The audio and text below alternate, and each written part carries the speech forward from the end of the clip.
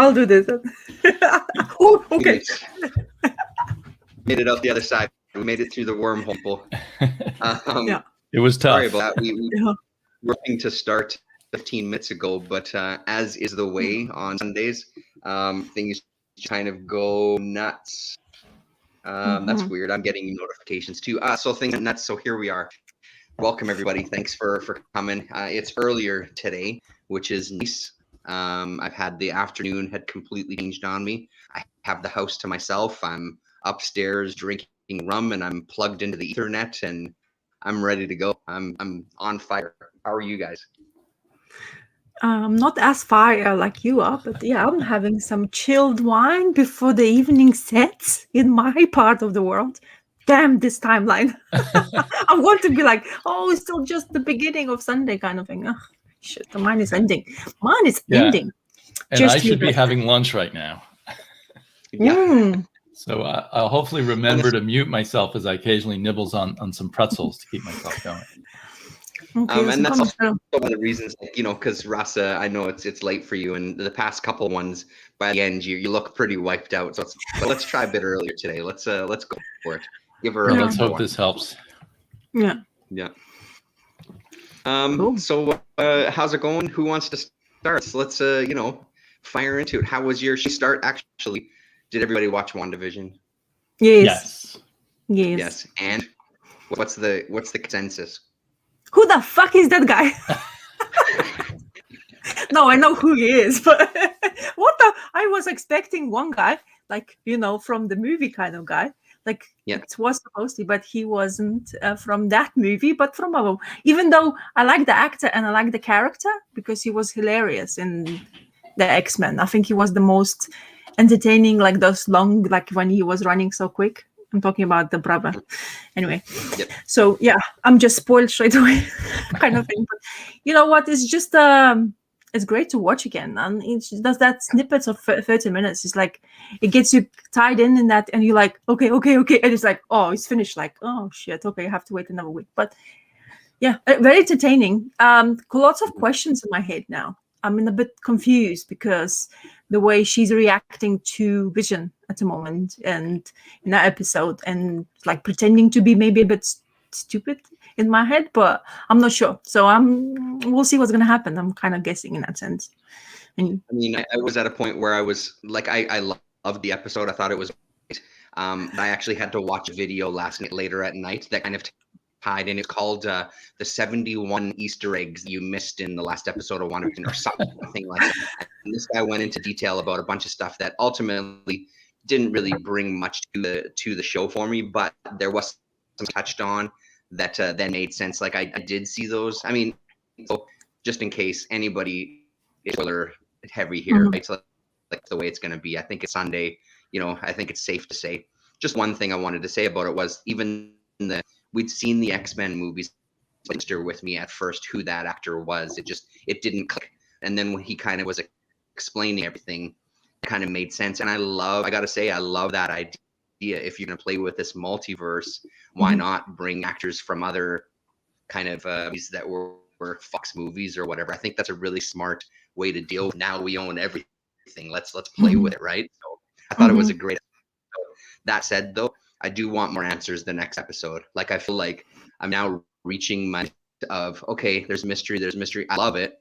But I'm now at the point like, okay, so next episode, I need more answers. I need to have some sort of like, we can move on to the next step now. But I do like the way that the relationship was going. Super Bowl, what's that? I do like the way the relationship's going between Vision. Like Vision kind of starting to get that realization a little bit, right? So that's great. Damien, what did you think?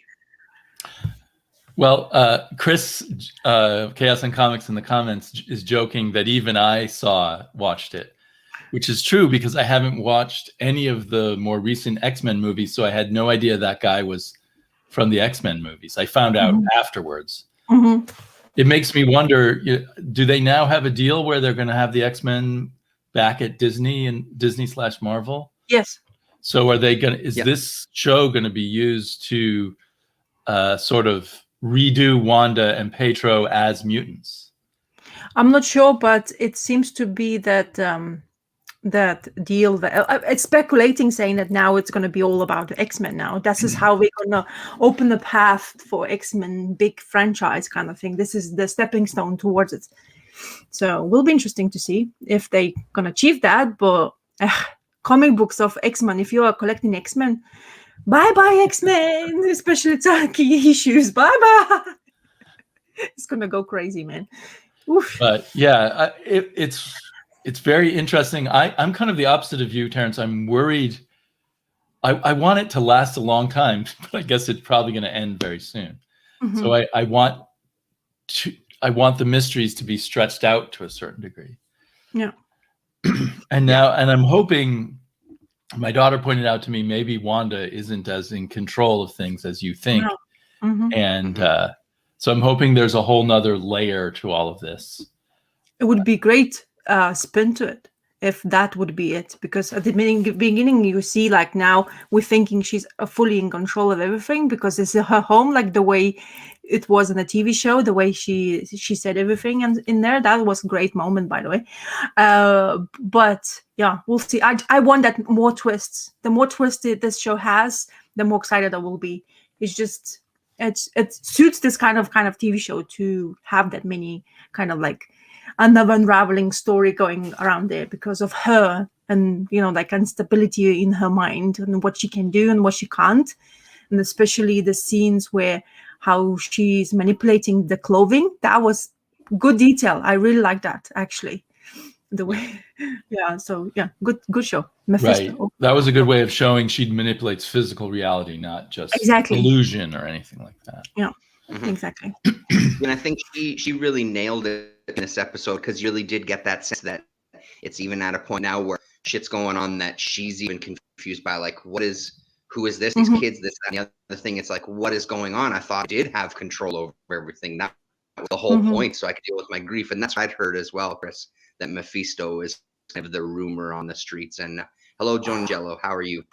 That's what I've heard as well. And again, it's a character that I don't know anything, like, well, not anything, I don't know very much about. Like, I know he appeared with Doctor Strange and has appeared in Scarlet Witch and stuff.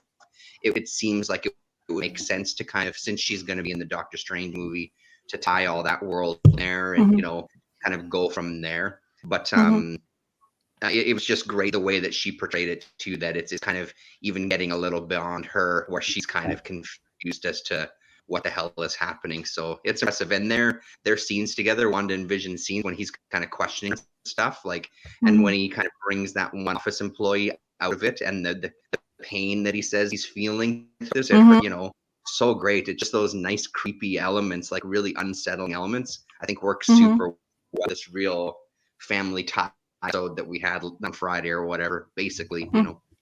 Yeah. Definitely. Another, I hope they keep up that a little bit of that art house movie feeling.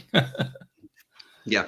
No, it could, because it's still good. I mean, it's still good if it goes into just entirely just a Marvel movie, but but anyway, I like all the actors in here and everything. It's a very impressive kind of thing, and it does make me sort of feel like maybe I should go back and watch more of the movies. Yeah. The movies are entertaining, and they are really good to watch. Like, you know, it's just like it's a good entertaining time if you want just to spend, like, it doesn't not gonna blow your mind away, you know. Like, of course, if you know history of Marvel, it will help in a way, because there's some snippets they come up with, and sometimes I'm like, I never even understand what's happening. Sometimes I need to go back and see what it is, or some other people will tell me on the internet what it is. But it's very entertaining, to be honest. So well, and I have watched some of the movies. They just don't seem to make me come back the way they do everyone else. To the extent that I still haven't watched the last Avengers movie, even though I watched the first half in the movie before. But I think I've frozen up here. Hopefully you can still hear me, but we I'm not can sure still what's hear going you. on. Yeah, you can. Okay, good. Yeah, perfect. Yeah. So you'll just have to have a paused image. Hopefully I'm making a ruggedly handsome face in that paused image there.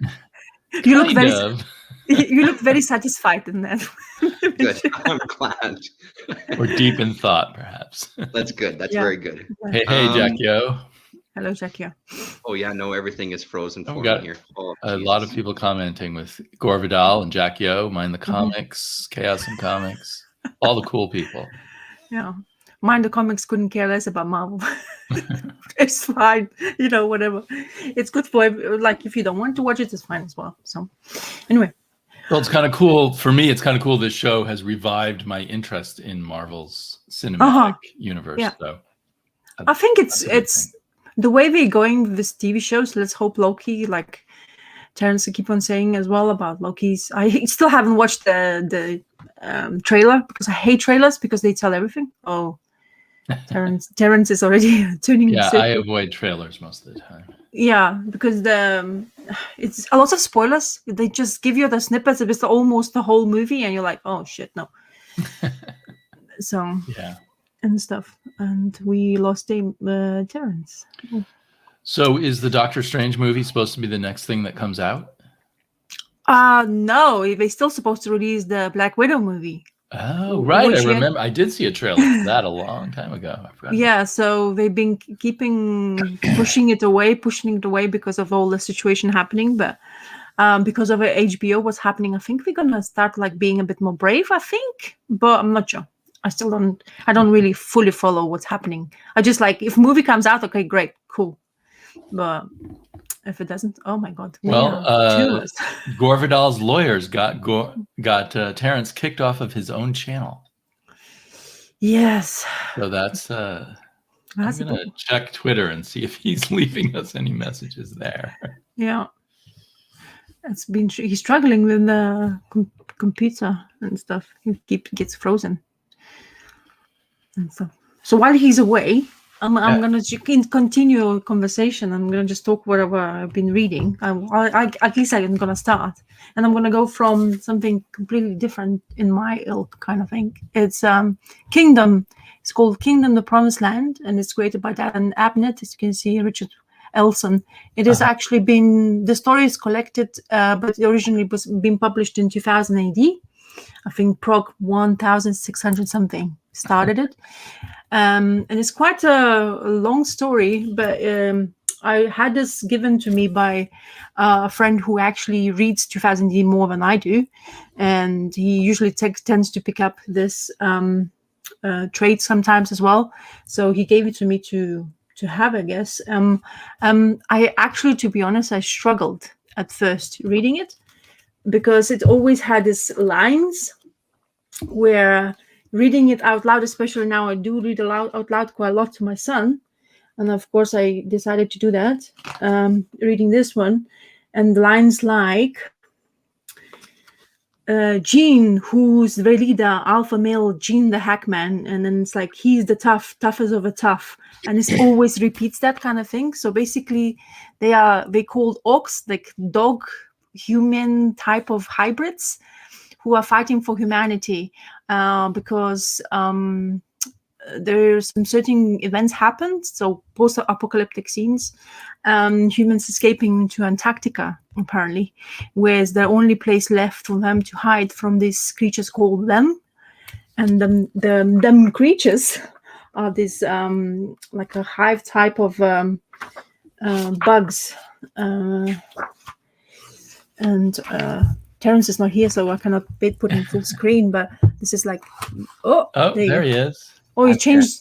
Oh, so that's, even though that's from 2000 AD, it's in color. Yeah, exactly. So because I think it already Progs, I'm not sure actually, to be honest, I don't know. Anyway, so it is in color, and the art is absolutely spectacular in here. It has great colors in here. And then this is them creatures I was talking about. So they have this like a mouth and stuff like, and this ox creatures, they are created by humans to basically kill them and protect the leftover gods that they call them. And lots of great art, lots of action, but reading at first was really difficult because of, I said to you, there's some certain lines they will keep on repeating. One funny thing was this main guy who is in charge, his name is Gene Hackman, basically. And apparently the gods decided to call them upon the stars, from the stars. So all movie stars has. So at the beginning he had his team, And I'll tell you, one of his Louis Armstrong. The other guy's name is where is it? I need to find more on the names. Jack Lee as well. Then it's like like your superstars names, and they chose to call them. So in that sense, they had like a bit of a laugh in the story. But after reading the first part, where he's basically end up having no of his team members left, he left because he's not an alpha male anymore. He had to basically or die or succumb to somebody else's charge. So he decided just to leave and wander. And in this wander, he found this promised land, which is called. And the promised land is a place where people live under God. And this is the land, promised land. It's like a farmyard with a big fence. It's almost, or it feels like very much like a post-apocalyptic, like almost Walking Dead type of a story, like where everything is closed off. You have families and things, and they have no, kind of like they live happily ever after, like for years and years and years. And then he comes in here like an intruder, and he finds this. What's really happening to these people, and the way they decided to help themselves is to have this ticks, which is latch onto your body, and those ticks talks to you as well. So they're basically intelligent creatures. So this story was crazy to read, but right at the end, I started liking it. I was like, oh my god, I don't have a second volume to read. But the first one was such a slug, and I actually wanted to drop it and put it away and never remember this again. But honestly, at the end, it was to the point where when he left that team of his, it was great to read because of his individual, and you have the powers, how he's basically talking, and the way he talks is like dogs basically made to talk. Anyway, so yeah, post-apocalyptic crazy storyline with dog creatures as a fighters, but really entertaining right at the end, where I actually would like to know what's happening with him again, because he was just like, apparently there's quite a lot of stories happening in this one. So I don't know what's going to happen, if I will be able to find something. If I do come up with it or something for free would be great, like I always do. But honestly, so the second volume's already been published? But... Oh yeah, there's like 4 or 5 even volumes. Okay. Did you say it was a 2000 AD story? Is that what I jumped into? Yeah. It's been originally published in 2000 AD. So Dan Abnett had quite a long story going on in here. In 2000 AD, he's writing. But as I say, the beginning was like difficult to understand where he wanted to take the story from, no point of view or perspective of what's happening in here. But right at the end, it just captured me enough to say, okay, maybe I would be interested in reading volume 2, basically. The art in here is what really drove me going forward. And you have at the back of this trade, you basically gives you the work of how he's basically breakdowns of his art. Nice. And stuff, and it's so nice to see those clean black lines, to be honest, after the color set. So really good, to be honest. And afterwards, seeing what they published as well, like Slain and all that. Slain is so we show you here some of the other things as well available from 2000.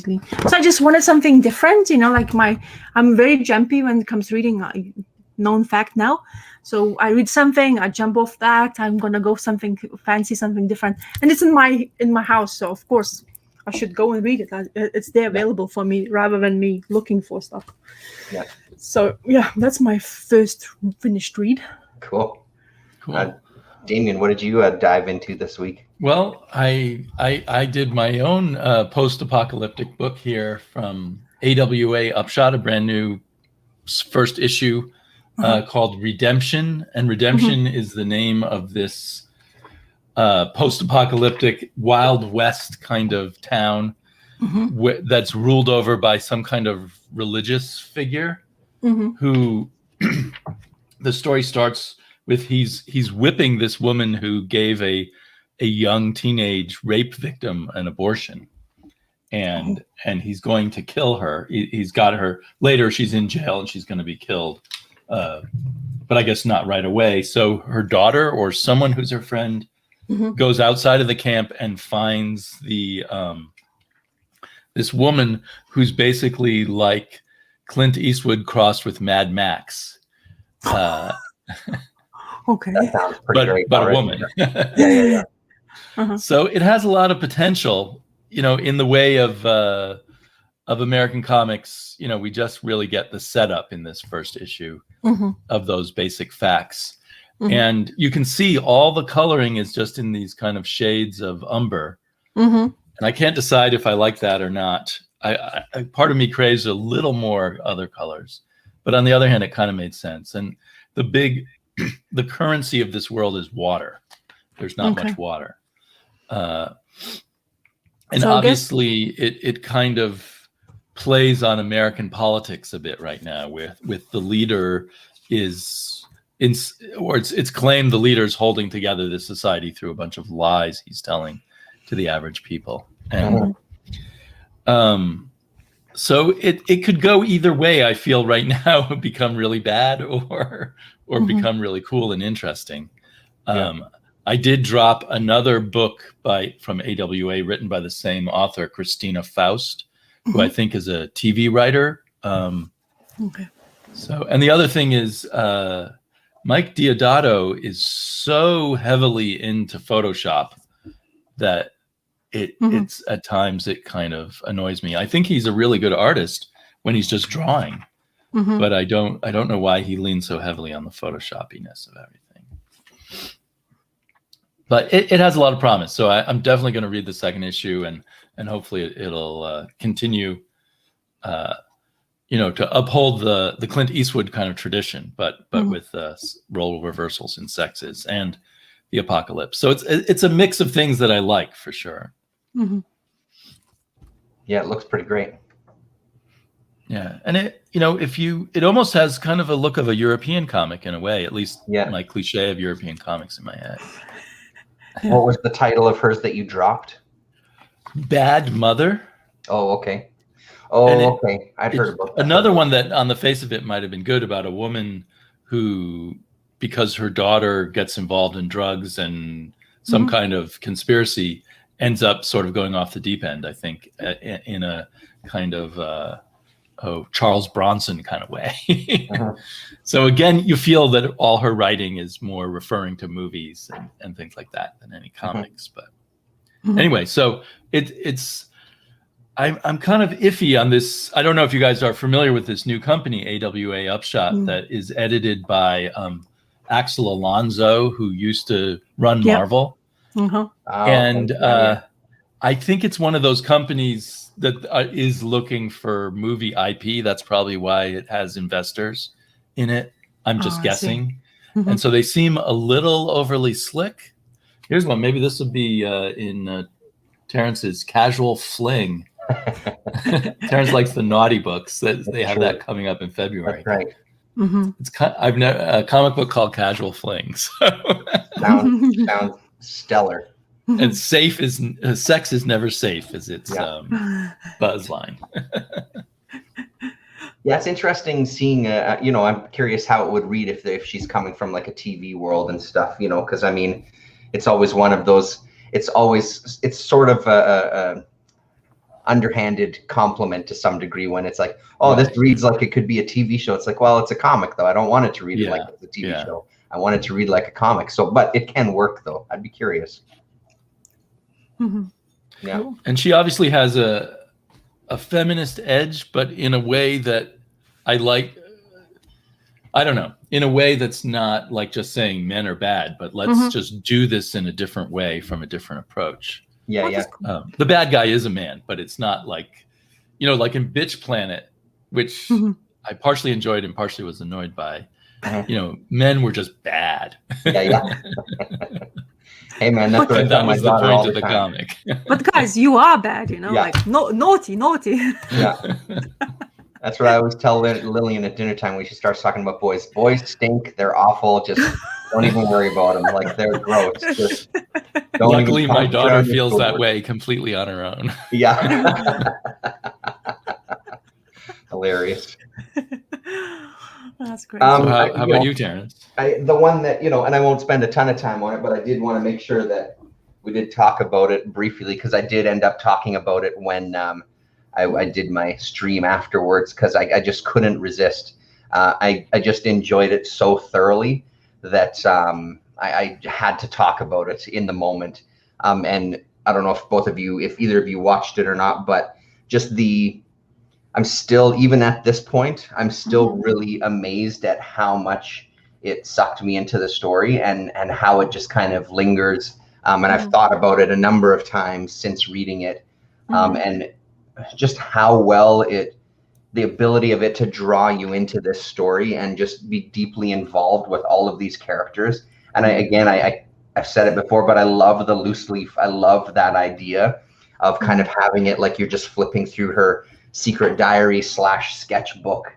It really helps draw you into her world even more. And the way that she presents herself as this little monster, even though she's not a little monster, she just kind of, her angle, her kind of skew on the world. And the backstory of the upstairs neighbor, I mean, it still sits with me. Like, I was explaining it to my wife. She was asking about the book, and I started talking to her about it, and I felt choked up even just talking about it, because it's a heavy duty story, man. Like, which is a nice thing when you can balance that, outsider, teen, child kind of angst about the world, and, not accepted by your peers, but then really dig into a really, really meaty story. And I mean, like, look at that. It's all just pen and ink, and it's just beautiful. And one thing that I didn't mention in the stream when I talked about it is Emile Ferris. I guess she was paralyzed from the waist down for quite a long time due to malaria, I want to say. And she had to teach herself how to walk again. She had to teach herself how to draw again. So it was this really, she had to start from scratch pretty much. And there's supposed to be a second book out. When I was talking to Earl Grey about it, because I said that, hey, I saw that it was supposed to come out in August or September of this year. He's like, yeah, it's one of those books that's been pushed a number of times now, and he's not exactly sure why. One of his speculations was, I wonder if she's put too much pressure on herself to create something, because this was really highly praised when it came out, and kind of one of the best books of the year or whatever, from people, that maybe there's a little bit of extra pressure she's putting on herself, or maybe she just works really slow. I can't imagine this is a type of book that you're whipping off a page in any sort of quick way here. There's a lot of thought that's going into this, but it's one of those that, if anybody watching, or if either of you haven't read this, I would highly recommend. It's a huge book, but I found it such an easy read. There's no page numbers on it, but I just found it such an easy read. Once you got into the flow of it, it really read nicely, and you get just this incredible, just beautiful illustration and stuff. So I can see why it got all the praise that it did. And yeah, Architectural Foam, that book is powerful. It's true. Like, it's just, I can't, it's one of those that I hesitate to say a ton about it, but I can't stop myself from doing so either. It's one of those you don't want to praise too much, but it really does deserve the praise. Like, out of my whole life of reading kind of really good comics and stuff, that really is at the top for me. It just really had a lasting impression, and I think it's because of that story and all of that, right? Like, I think she just handled the subject matter really, really well. And again, like, there's some stuff in there, it's a downer. Like, it is not, it really sinks to these levels where it's like, it's just upsetting, plain and simple, So yeah, and Earl Grey did a video about it. When I was talking to him, he said it was the one time that he did a video, like, literally right after he read it. He's like, as I was doing the video, I could feel myself getting upset and feeling emotional about it, right? Because same thing. He's just like, I couldn't not. As soon as I was done, I just had to push record and start talking about it. So yeah, that's a lot of praise, but don't let that concern you. So yeah, if you see it, I would highly recommend it. And I'm hoping that we do get a volume 2. If not, this stands on its own as a really good book. Like, there is some questions at the end for sure, but even if it only existed as one volume, I would be completely satisfied with it. It's not the level, for me, there wasn't the level of questions where we need to have more, because without it, it's not a complete story. It really feels like its own real complete story. And it's kind of an ending where you could leave it at that, and it is a bit ambiguous, and I don't mind that, you know, like I don't mind every single answer coming across, you know. So yeah, that was the big read for me this week that just impressed me the most. I picked it up a few times when it was winning tons of awards and getting at the top of every list. And something about that made me postpone picking it up. There's a reaction against too much praise sometimes, which is irrational. But well, and DaCosta was saying the same thing, that he saw it in his shop, and it was on kind of like this its own little display and it was being praised, and he was like, that's why I didn't pick it up, because there's that worry that if it's been getting praised by kind of people who aren't necessarily big time comic people, that, well, it must be not good comics, then it's got to be something else, and they don't know what they're talking about. But it's definitely the comics form in a little different kind of presentation, for sure. Yeah. When I quickly flipped through it, I was worried, well, this might be one of those books that isn't really a comic, that people who don't like comics are calling a comic. But it's, if you like it, and from all you're saying, it's really a comic. Well, and honestly, the way some of the pages are laid out, like, you do get these big pages with just text all over the place that look like it's taken out of a sketchbook, but there is still pages where, I mean, it flows like a story, it flows like a comic. She just doesn't do like the panel borders and things like that, right? She doesn't do kind of the classic comic transitions and the layouts and those. But I mean, there was parts, it was like looking at a piece of art and then reading some text along with it, for sure. But it did a nice job of kind of balancing both worlds, I thought, anyway, you know, to kind of keep and again, bottom line is, the story was great. I think however she would have presented it, it's just a solid story. It just so happens that she's also an incredible artist that, you know, boggles my mind that she had to teach herself all of that stuff again from scratch after going through that, right? So it's pretty impressive. She seems like a great woman too, like a really interesting person. I wonder if it's something she spent years and years working on.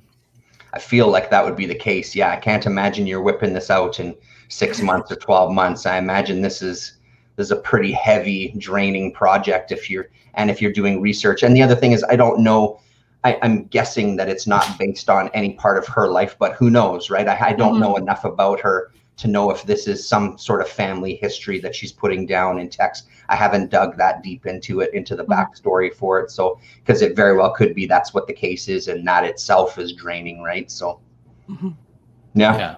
Sounds definitely interesting. Yeah. I wanted to just go and finish. This is finished now. Finally, this page is finished. So when we had basically ended the conversation the next day, straight away, when I had time, I started going back and reading this, because in the way of the back of my mind, I was like, okay, it's well worth my time to just continue with it and seeing where the story gonna go. And I actually went into surprise areas, especially what happened to that female he was been found from, and where this basically story actually got involved, how he became like going into this vengeance and finding in supposedly like the person who's basically after her, and then the surprise what happens after, knowing the actual story behind that as well, which was intriguing enough. But art-wise, it bothers me that his facials are becoming so loose, and that it's kind of like I'm starting to notice. Before I was admiring it, now I'm noticing it even more. I mean, I do recognize each page, but that sketchy kind of like way of drawing, I don't know if I am a fan now, to be honest, as I was before. So very surprising. Like, I didn't expect what happened, especially after that. Like when I was telling you when I finished, and then basically a couple of pages later, big explosion happened, which is you see on the cover in here. And who dies, I'm not gonna spoil. I'm not gonna spoil because people hasn't probably read it yet if they haven't. So it's interesting reveal. I think it's well worth for people to find out by themselves without me saying that too. But overall, the story ending and the way they have ended, if they're gonna continue with him, will be interesting how he's gonna approach that. Because I kind of like feel like it's one and done story. To be honest, I'm satisfied enough. But yeah, of course, because of his job and what he can do. I mean, you can also go with the character as well. I'm more very interested in that supporting character of his assistant and her background story, because I think she would be quite a quirky character. And she could be coming like kind of interesting part of the story as well, especially the relationship they have established together. So that's interesting for me. That's a good point. Yeah, I agree as well. Yeah, because I think she was just there as like, you know, like supporting cast, but she had that, like the way she was speaking to him, that really interested me as well, because she wasn't like, you know, she didn't like, okay, she didn't take any like she could say whatever she wanted to him, to be honest, even though like supposedly she was employed by him. But you know, like that movie theater situations, and then she got her way kind of thing, and that I really liked. And then I wonder what's there, what kind of history they have between two of them. And I think that would be great too, because it will basically establish him even better for us to understand who he is and where kind of like his FBI part of life, which is interesting, especially how much he hated it, to be honest, after that, what really happened when they, you know, like undercover job, whatever he had to do. It was basically he got in because of explosion. He's like not here, like not remembering things. He doesn't have emotions. Like it seems to be his emotional part of the brain has been switched off in a way, or just familiar people kind of like makes him reminisce of that time kind of thing. And who the bad guy is still very peculiar. The scene in the airports was really good. I felt like it was like the action part scenes, which I really liked. And yeah, overall, it's a good story, or like, you know, like TV series part of the kind of feel to it. But yeah, art is really starts bothering me. I don't know why. I'm not trying to be picky. I'm trying to like go with the flow of, you know, this is just the way they were trying to portray it because of the amount of time they have to do it. But knowing what he can actually do himself kind of feels like, okay, it's kind of a letdown, to be honest. Because you have his placid face everywhere and you expect whatever you've seen before, and now you're getting a little bit less. In my opinion, this is just my opinion, just the way I feel about it. So yeah, and I think that was part of the thing for me. Like, I know that it's going to be a couple more books and there is potential there, because I agree with you that that kind of side character, maybe there's a world there to dig in. I just felt like it just wasn't a satisfying story. Like I finished it and I just wasn't satisfied. Like even the explosion and stuff, you know, it didn't kind of, it's not like every single page has to be a surprise, but it just seemed kind of like we're just going to hit these road markers, you know, and it's a conversation we talked about before. The one thing I did find interesting, which I also agree, is that FBI backstory. And I don't know if we talked about it before. A couple of weeks before I read this book and picked it up, there was an interview on CBC Canada on the radio, and they were talking, I think it was a woman that lives in Australia, I believe. I can't remember all the details, but there was a documentary being made. She had been involved with a guy who was undercover and kind of had built this relationship with her. She wasn't a criminal. He just kind of was undercover in this particular world, and they had this relationship together, and all of a sudden he disappeared. So it was this documentary kind of exploring this idea of you're undercover and you get yourself in this world, which they touch on there, and he becomes involved with that woman really, really deeply. And then all of a sudden has to break ties, and what effect that had on everybody else in that world that, you know, wasn't part of like the criminal ring. You know, it was a really fascinating, I can't remember the name of the documentary, but that kind of idea. So there was all those elements there that I think are good nuggets. And it just makes me think that I wonder if that's more what this was. We're just going to tell you a story, but we're going to plant these little nuggets.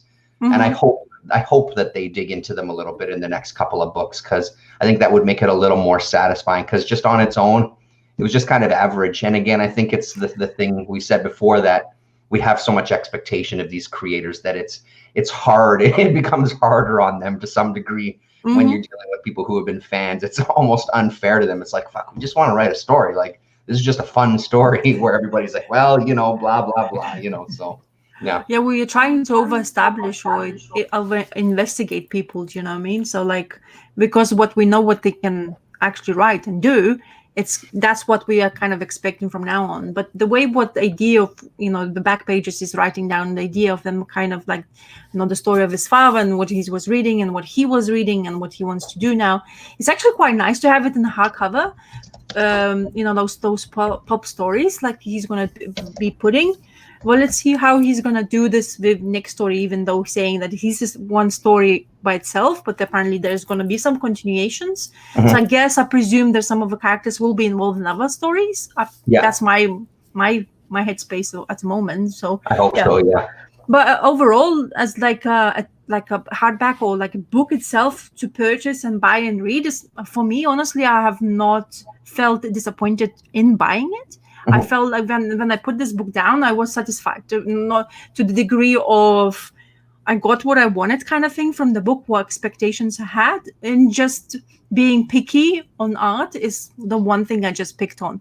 But overall, like that, like a gang stuff, like airport situations, the shooting up scenes, the explosion, even that, like that comes. Maybe I enjoyed the explosion part because it just gave the break of where, like, what he has to do. No more running around. Okay, I have to go forward and do whatever that was supposedly be done in the first place. Yeah. So without having her say like a spoil, not spoiler, but like a distraction kind of thing. So in that sense, I kind of felt like he pushed the story forward with that explosion. So yeah. In that sense, I enjoy it. So overall, I'm looking forward definitely gonna get another one because I'm curious if he's gonna touch on those characters. But as I say once again, overall this book it's really entertaining for the price you what you get. Yeah, no, I'm completely on board with the next ones for sure too. Yeah. Yeah, me too. I'm not so bothered by the art getting looser. I mean, I definitely see it, but I am a little uneasy about, are they going to lock themselves in a formula? Yeah. Where they just have to churn out these books and each one has to kind of, because they're saying they're modeling them after these formula series books.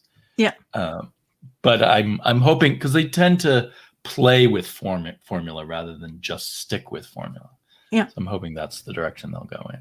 Well, the thing is, I think they still need to push something out to see if they like what they're doing and what the actual we talk about after reading it. So I think that's how you suppose you push something out and see what people react to. If it takes, and if you really enjoy doing that, you're probably going to put more. And I think is that going to be a big for me a next book where after this story, a next book they're going to come up with. And if it's going to be having enough that leg way for me to say, okay, I want to invest in another one. So I will see in that point. So, well, we know, or I know from interviews that they plan to do at least 3 of these. Yeah, exactly. And they're all going to come out within a 12-month period. So yeah, crazy. Yeah. So they have a kind of idea of these not series of novels instead of a series of comics. Yeah, which is so great. I just think that's such a great. That part excites me a lot. You know what I mean? Having hardcovers, I think that's such a great thing for them to try at this point. Hopefully it catches on and does well for them. Yep. Yeah. What else, Damien? What else did you read this week? Let's see. I have to say I didn't have like the most exciting reading week. Yeah. But I did have a lot of fun reading this random issue of Weird War Tales I picked up. And it's got a Joe Kubert cover, but it's not Joe Kubert on the inside. And other Weird War Tales I've read have been part of ongoing series about what are they called? Like this monster squad of soldiers, like Dracula. But this one, I guess earlier on, is more like the anthology horror stories. So there's 3 stories in here, and one is about a selfish captain, I assume during World War II, although they don't say, who makes a deal with the devil because he wants to live forever and not get harmed. But of course, he misunderstands his deal with the devil and goes straight to hell, being killed within the day. And then, sorry for the spoiler. And then one about a World War II pilot who keeps getting saved by this ghost plane that from World War I. So each one is a short thing with a twist, and each one is art by these incredible Filipino artists. I don't know if you guys are familiar with that period, but so a little bit, yeah. This one is by Redondo. The first one was by Ernie Chua and Ricardo Vilmonte. And then the last one is drawn by one of my all-time favorites, Alfredo Alcala. It's about a guy from the future that is medieval again in New York City, who comes back to our modern day New York. It's called Year 700 After the Bomb. Wow. So, but it's beautifully drawn. But it turns out this story is continued in the next 2 issues. So I went ahead and That's unusual, hey? It is unusual. I went ahead and I ordered the next 2 issues from mycomicshop.com because I didn't want to wait till I stumbled across the other issues in bins. And they're always my backup for decent back issues. But and when I was looking at it, apparently this is a full-length story that was originally created for Adventure Comics, but never got published there. Ah, okay. But I love the art you get from these DC mystery books. Yeah. So I'm going to explore deeper into the Weird War series now. Yeah, and it feels like all those kind of artists, you know, because there's so much. I totally agree with you on that. Like I've started dipping into like Unexpected, and I have this issue of Ghosts randomly pulled out, like that I'm going to be reading next. They're just really nice to go to for those little short stories. The art is most of the time really, really great. Like it's enjoyable. It adds kind of something to these stories, and you know, those kind of fun twist endings. Sometimes they work, sometimes they don't, but sometimes they're kind of flat when I read these kind of things. But Weird, that particular title, I haven't read any. I don't have any issues of that. Yeah, as I said, later on it became more of a continuing story about some monsters in World War II, which was okay. I mean, but this I like even more, and I think of these kind of comics as being like a Cracker Jack box. You never know what prize you might find in it in terms of the art. There could be a Neil Adams story, a Toth story. For me, Alfredo Alcala, you just never know. Yeah. In kind of the same vein, I just randomly picked up, have you guys heard of Alex Nino? He was also one of the Filipinos, and he has the weirdest style of them all. Yeah. And apparently he decided to write, and maybe he published it himself or some small publisher called Innovation published it, this comic called Nightmare, about a guy who goes into his dreams and masters his nightmares, and then he can go into other people's dreams and help them master their nightmares. Yeah. And it's really just an excuse for Nino to go crazy with all these double-page spreads. Incredible looking stuff, yeah. He's definitely, you know, if you didn't know better, you would think this was just some art comic, right? From current publishers who do the more abstract art comics. But sadly, this was supposed to be a 6-issue series, and this is the only issue that was ever published. Oh, bummer. But if you ever see it, it's definitely worth getting just because the art is just, you know, incredible. Imagine him drawing Sandman series. I know, he should have been on Sandman. Yeah. I think he's still around because if you guys remember the comic Aesthete, a number of years bought a print from him, which he sent to me. He met Nino at a convention. Wow, really? Oh. But I don't know what else he's doing, if he's still doing comics at all. That would be. Because that is exactly what I would imagine Sandman, because I have a couple of them, and looking in the art and the obscurity of it, especially comes to nightmares and stuff, that would be great. Look, the colors even speaks to me on that kind of thing, so as well. Well, and I was thinking he would make a great Doctor Strange artist. Yep, exactly. Yeah. I really wish they had put him on Doctor Strange at some point. Exactly. But he did work for Marvel and DC. You do find work by him sometimes in these mystery magazines. And then he was in a bunch of Marvel and Warren black and white magazines. Okay. A lot of him in those 1984 and 1994 Warren magazines have a ton of Alex Nino in them. Okay. I think this was actually better, but so. It's interesting. I wonder if he had any other, projects of his own that he did that found their way into print. Yeah. Yeah. So. Very cool. Strangely enough, you'll also find him in 1977. doing a cover on a comic called Mayhem. Wow. What a coincidence. By chance, I read these 2 issues this week. They've been sitting in the bins forever, right? So here's his, he doesn't do any interior art, but I don't know kind of timeline of him particularly. But yeah, this is winter 1977 is what it's dated on the inside.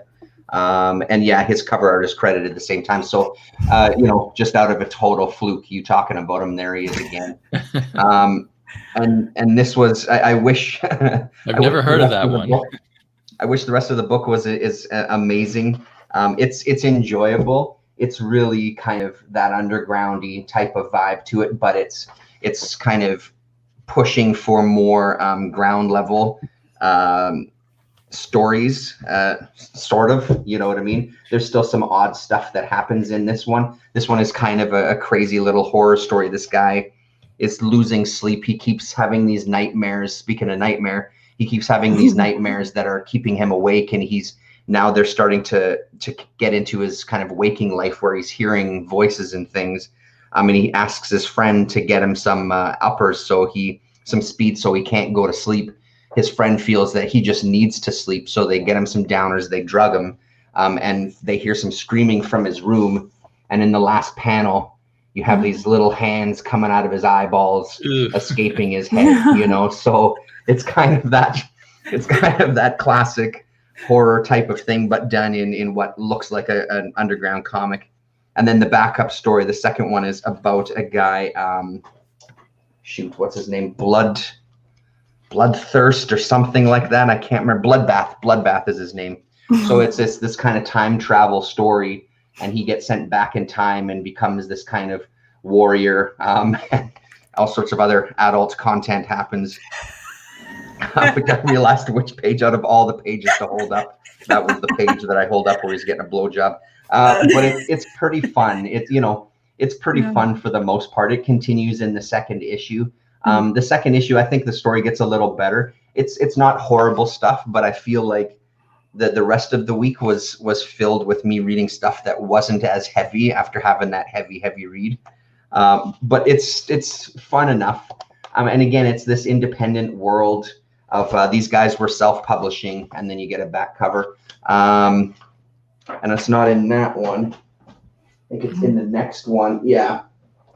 In the next one, you get a Neil Adams inked cover, which apparently took him a long time. They talk about it in the back of the book. It took him about 9 months, and it was a real struggle for them to deal with him. And they talk about, but you know, he was very difficult to work with, but he did sign a contract, so he owes us, I think it was 2 more covers or something like that. But unfortunately, Mayhem never went to any further. And then on the inside front cover, we get one that's penciled by Brunner, and then inked by one of the guys who's kind of owns the company. Scouring for names, Frank Brunner, and then inks by Barry Keller. And then we get 3 stories, and this Metamorphosis was pretty fun. It looked like, you know, some photo reference type of stuff with some weird body shapes. More of like a psychedelic sci-fi thing. This guy discovers this kind of pillar in the middle of the woods and climbs inside, and it's a kind of a ship of sorts with this alien species, and they trap these human beings to kind of feed off them so they can kind of keep alive to some degree. And then we get the return of Bloodbath, which again is fun, and it's that kind of, you know, it's that kind of classic 80s indie art. For this one is 1978. I think it took a full year for them to put out this second issue. So, you know, it was fun to dig into this stuff. Much lighter reading, you know, not as intense, but just a very a weird coincidence there with the Nino. I started reading a. I know that one. Yeah, it's called Oko, or it's Complete Oko. I've watched some videos, somebody mentioning it, and I keep on telling you guys about this app. It's called Graphics. It's on iPad. You can find, and there's some of the stuff you can find for free to read. And thankfully this was, because apparently everything is out of print and you can't buy it because it's been a while since it's been published. I think this one was published in 2000 My battery is going anyway. 2017. So I found on this app. I always look kind of like a roulette of finding it, but this is a really interesting tale of like because of a lot of reading for me doing for Usagi Yojimbo. I kind of like a sense of samurai Ronin kind of stuff feel for it, and this is basically has that as well. And we have a compilation of a couple of stories. Oh, I'm flipping the page, and battling with glare as always. But it's apparently it has about 4 stories originally published in 5 stories actually, published by Kaya or Boom, and it's created by and story by Hub. This is his real name. I can't find it anywhere. I can't tell you guys. But anyway, so I managed to read Cycle of Water, the first story one, so far.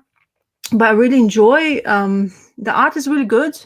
Has really good, beautiful colors and settings inside, like really nice feudal times of Japan. And apparently, in here they have this. Instead of calling it Japan, it calls it Pajan. So it's playing number in word, like in letters. So it's basically Japan, but it's Pajan. So, and we have this first story happening with 2 brothers and sister. So sister is geisha, and the brother is not supposed to be there because geisha, like she has her own fields to do. But the parents are dead. So basically, the brother, who is about maybe 11, let's say, is trying to be there for his sister just to protect her from the bad guys, But unfortunately, what happens in this first story, his sister gets kidnapped, and she gets kidnapped by apparently vampire creatures who needs her body to conceive a baby.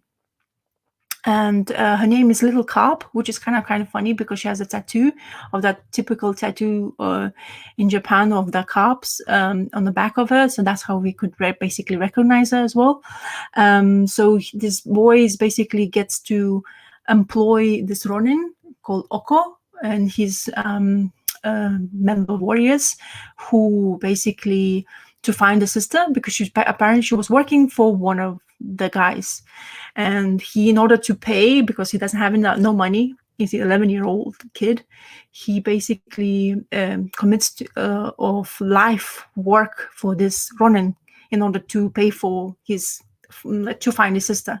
And that's where the story starts. And it's really great storytelling, a lot of beautiful colors, and really easy to read. A lot of things happening, and you get ads as well because this is a free things. But I really enjoyed it. I'm honestly kind of surprised that I've never heard it before because like manga-esque storyline, but it's apparently originally published in Europe, in French, I think. I might be very mistaken and I'm confusing information like I always do. But yeah, it's been translated in English for people to read. So really good storyline so far. The end of the story didn't pan out really well. I'm not going to I don't want to spoil it, but it was very satisfaction. Like I was satisfied with what I read, and I'm going to continue to read it. Very kind of different sense of how the story happenings, but very similar in a way because it has the setting in Japan. So if you have read anything like Ronin style storylines, you will be feeling very familiar with that, and just the story goes with the flow. So I really liked it. So far I haven't, as I say, I'm just in the first story, but really, really enjoying myself to what I read. Yeah. And yeah, it's as I say, it's bad that you can't buy it in published edition, because now looking at the art, I would like to flip through and see it. But you can buy in trades. The complete version isn't, but the trades, I think there's 5 trades you can buy as well. But really, really good. Very good surprise. Like sometimes you read recommendation or hear recommendations from people, not always you kind of like, oh, should I? Or it's also it's very easy when you find it for free. Yeah, which really helps. The app looks. What's the app called again? I'm trying to look for it in my app store. It's called Graphics. With a X or a C? How do you? No, sorry, not graphics. It's called graphite. That's there you go. That's the. Can you see it? I hope you can see. Yeah, it. I can see it. Yep. Yeah, it's very much manga, lots of manga and lots of dark horse inside. Very more obscure things, for example. But they have Lone the Wolf in the Cup first volume. You have Isaki Ochimbo first volume. You have Rust first volume. It always gives you a first volume to try on, and then you can subscribe to them. And I'm not sure how much is subscription because I always tend to do free stuff first. When I saw this is for free, the whole complete storyline, I was like, oh my god, I have to read this because I heard something of it and I liked the story or premise of the story. So far after this reading, completely in it, and I want to know exactly what's happening with the Ronin and the brother. Because he's gonna grow up in that atmosphere without committing his whole life to that kind of lifestyle. And the one thing that becomes of this Ronin is they become demon slayers. So those two vampires, they are ancient. They were from the feudal times of Japan's, let's say, history or made up history. And it was really fascinating to see where the story was going, how they were basically, in order to survive, they need blood. And they were in those imagine watching really old school Japan movie. They had those drums where they kept people or people parts, and they were dumping them in the sea. The clay tubs and stuff like that. Just that attention to detail is really nice in this book as well. Yeah. So as I say, remember when it was coming out because I know it was a title that I was interested in because I was reading some Archaea stuff, or I think that's how you pronounce it. I do remember the title, and I wanted to say I heard it on YouTube. I wanted to say that I maybe saw it on Damien's channel, but based on his reaction, I'm guessing I'm wrong about that. I think I saw somebody reading it on YouTube. I just can't remember who. So this complete story was published in 2018. Apparently, it's 560 pages story. As I say, you can now more committed to buying in or digital, because it's of course available, or in trade form. Sometimes it's difficult to find a trade, especially this manga. I read people's reviews and they were saying that it really loved the story, so hopefully it continues to be as amazing. So next time we speak to you guys, I will go, oh my god, you guys have to actually read this. This is really good. But so far it's extremely entertaining. And as I say, the storytelling is easy flowing as well, and the characters are intriguing. The Ronin part, he has his car as well, typical, the Ronin lifestyle kind of guy who has the team members. And one of his team members is fascinating because he wears he's giant dude, and he's wears this mask, which is I'm not sure what they call. Oh, let me zoom it in. But he has this mask. Oh yeah, cool. That's him lying with her, basically, with that little cop. That's it's good looking art. So this, as I say, is well.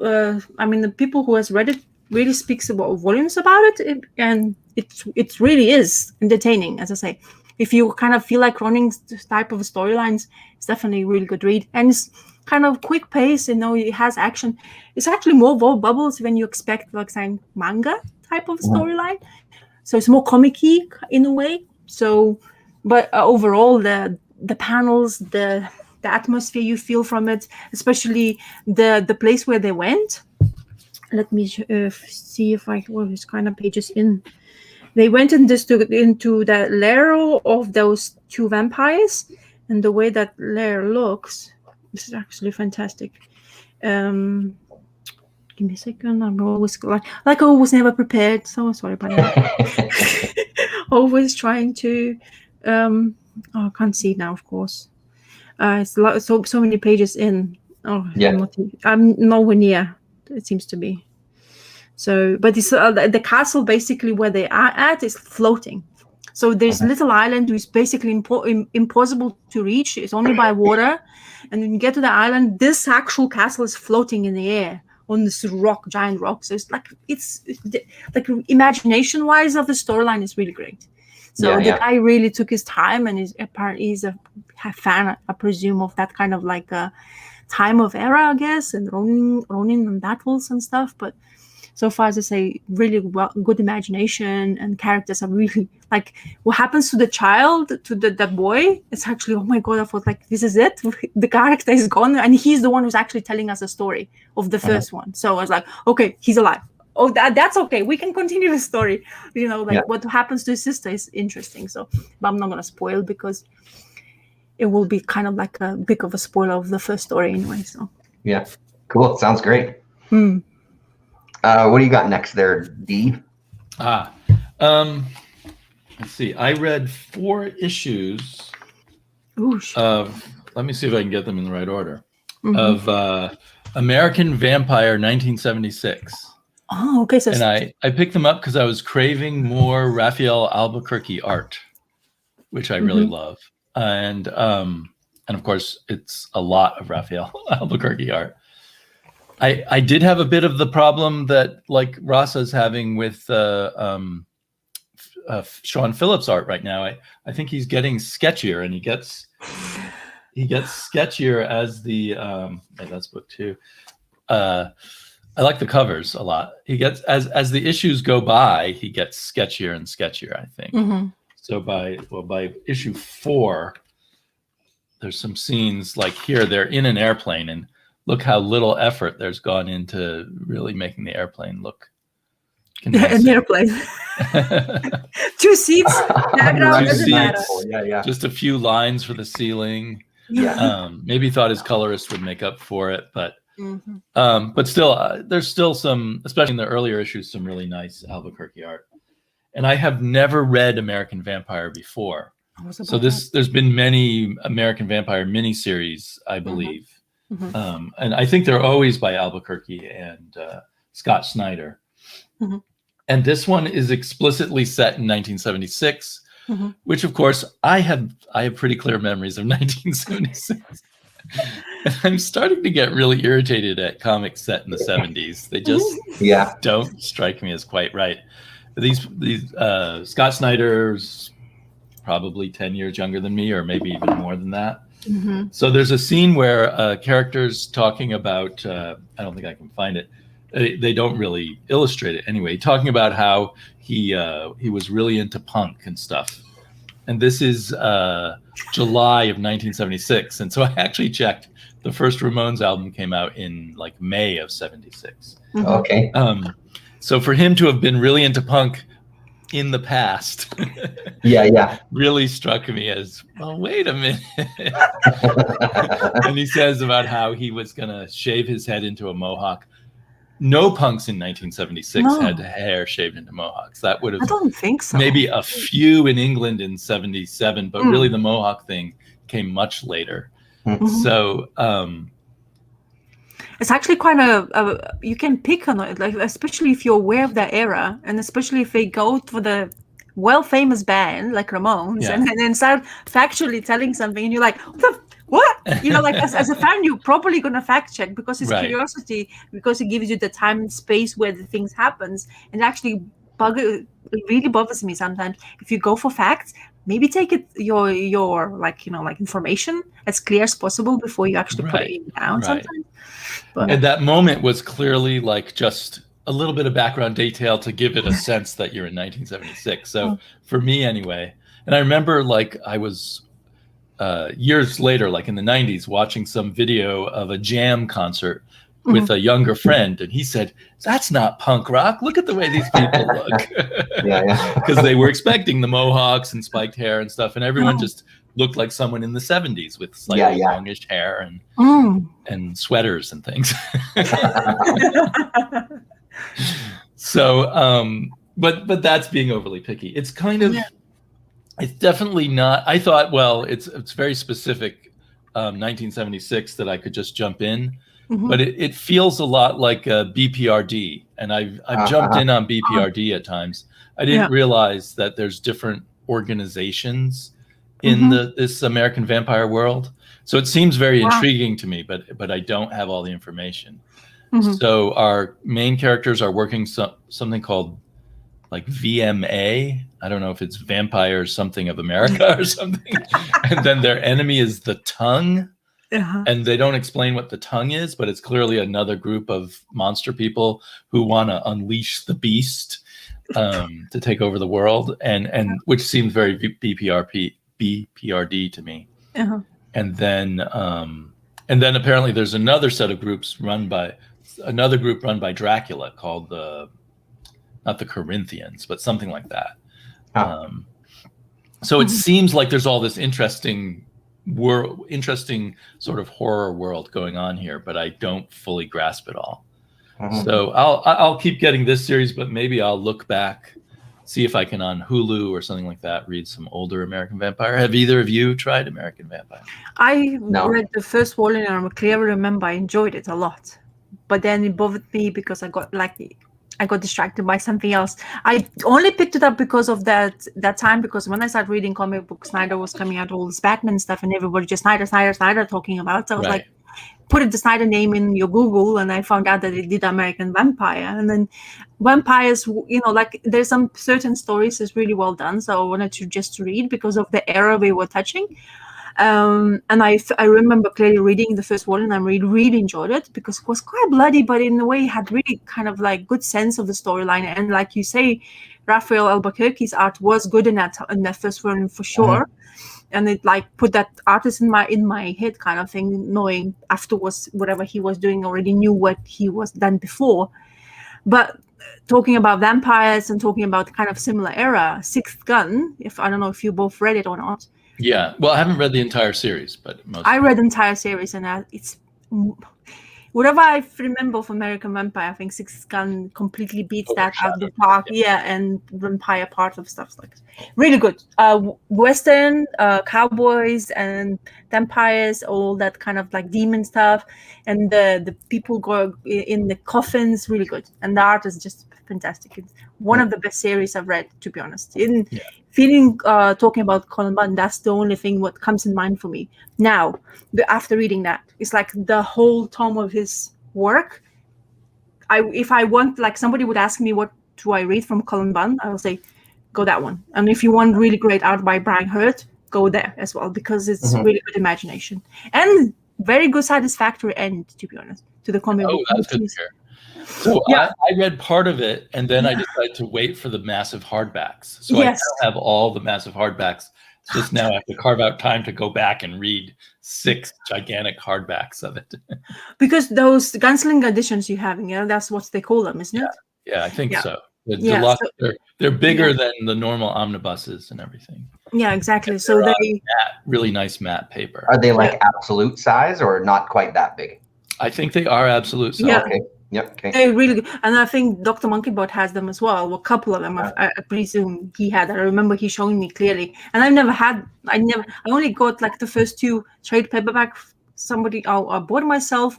And then what bothers me, I stopped reading the story at the beginning of that because I couldn't find another volume, because they were coming in, like a lot of people were buying it. There was supposedly a TV show coming out, nothing panned out. It became a hot book for a while. Yeah, really exactly. So you stopped it. So, and then I got a child and I couldn't read anything. So digital was the one thing I went for it. And honestly, I want that format, seeing people flipping the pages and actually being in the comic book shop. When was comic book shops available to go to in where I am now? Flipping through that pages, they were fantastic to look at. Yep. So digital was spectacular. But in book format, it's just that world is really good and the character is really nice. And those guns and the lore of the guns and that coffin guy, it's just like, as I say, I could just like talk about it throughout the day now, just talking about the story, because I really enjoy it. I never dug into it. Like I read Cullen Bunn. The first time I read Cullen Bunn was The Damned that he did before Sixth Gun. And I loved it. I was a huge fan. Like that for the first miniseries. I'm a big fan of Coen Brothers, and one of my favorites of theirs is Miller's Crossing.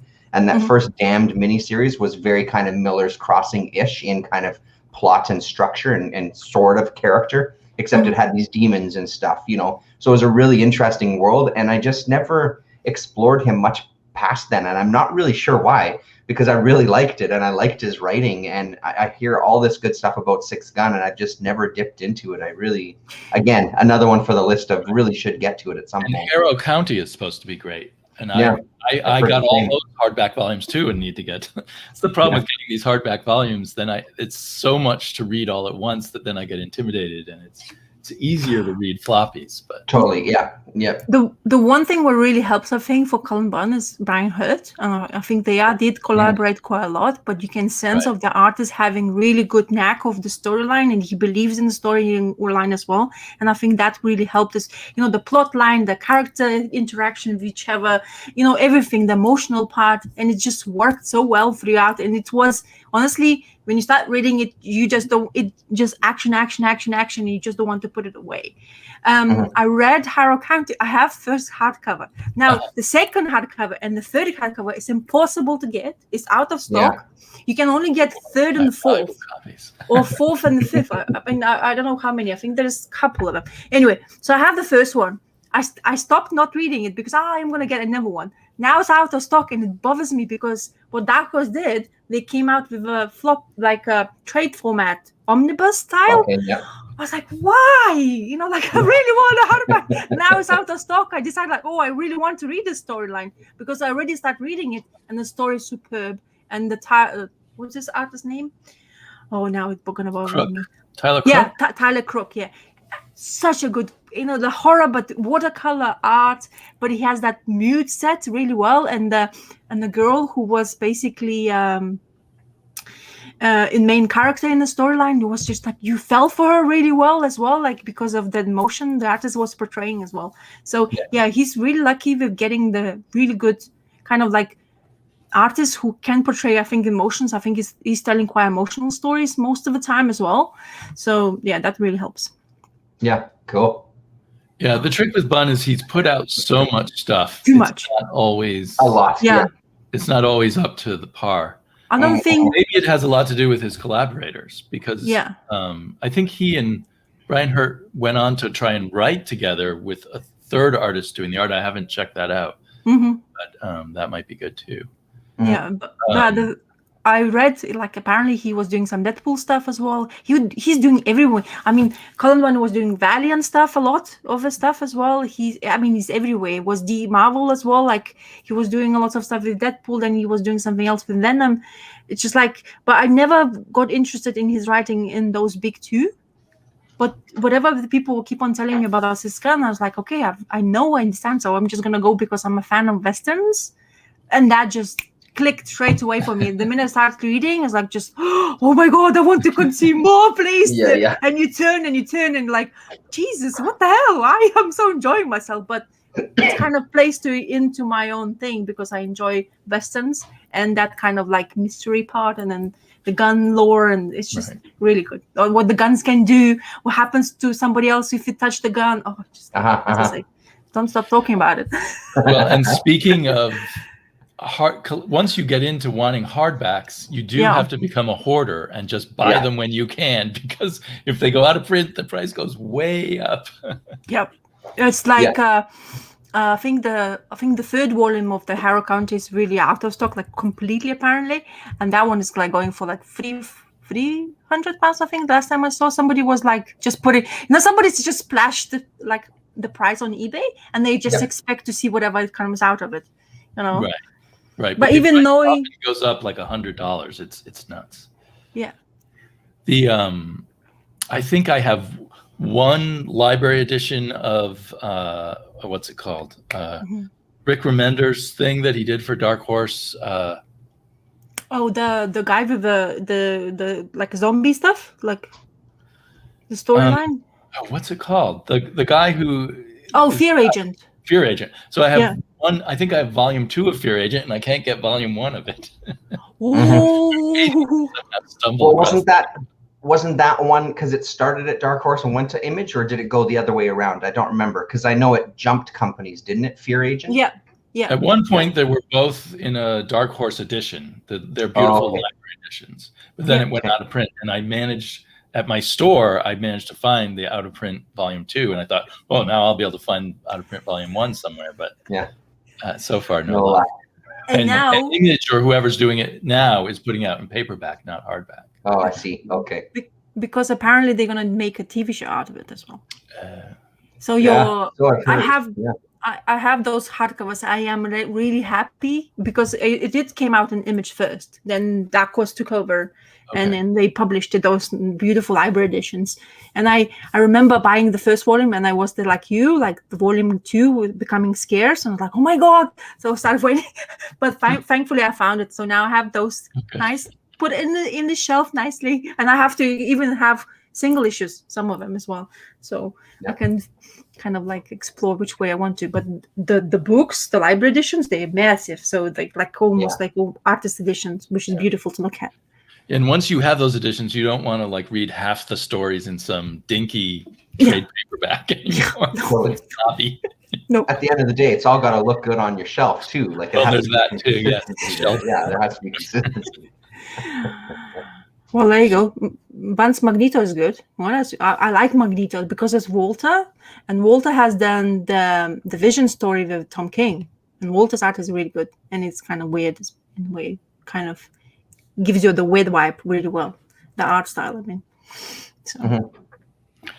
Yeah, but I know someone who knows Bun, and I guess he was getting a lot of work at Marvel, and then the editor there left.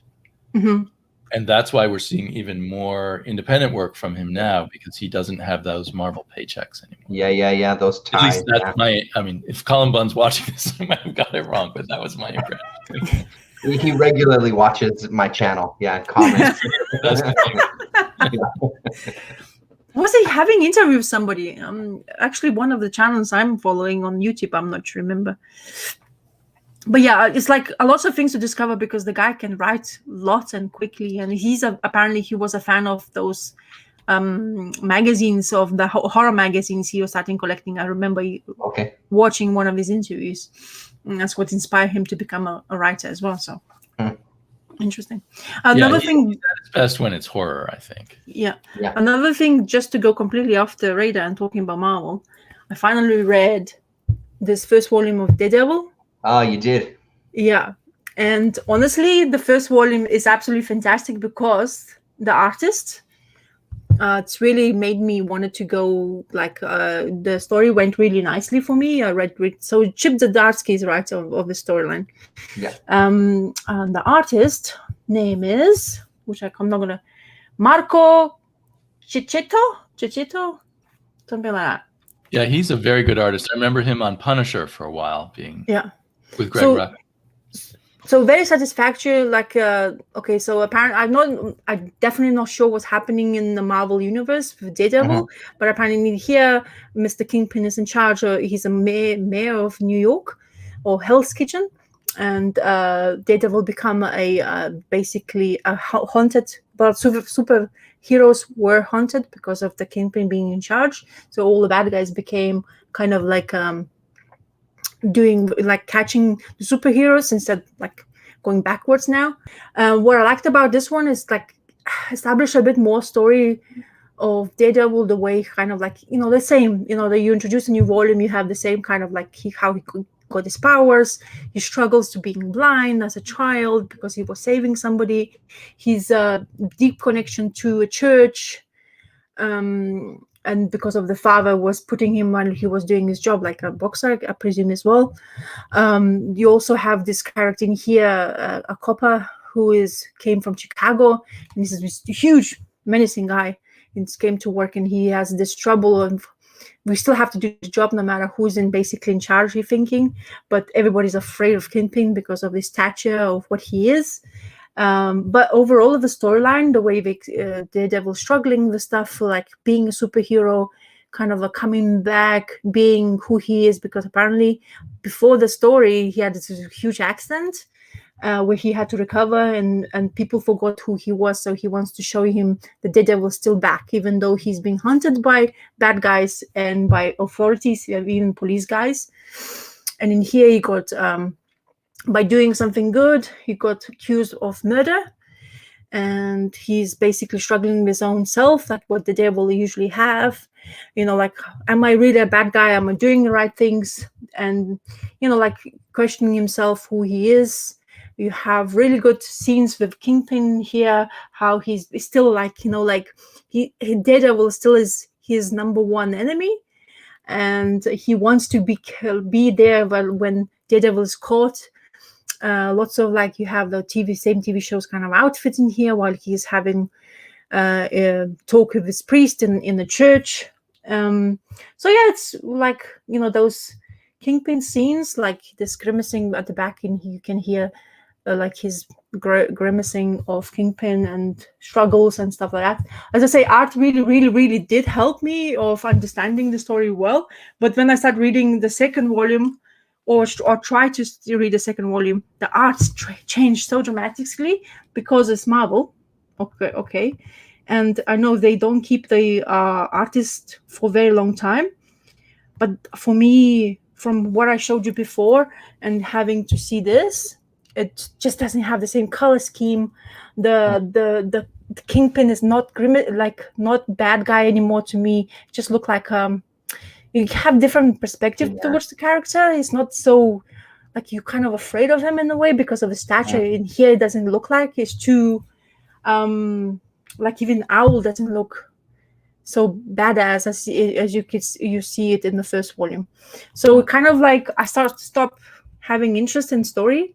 So I don't know if I'm not even sure if I'm going to finish it, to be honest, because of that. Did you finish the second volume or you're still reading it? No, I just started reading a couple of pages, but I got thrown off quite badly because of I kind of expected to have the same artist coming into second volume.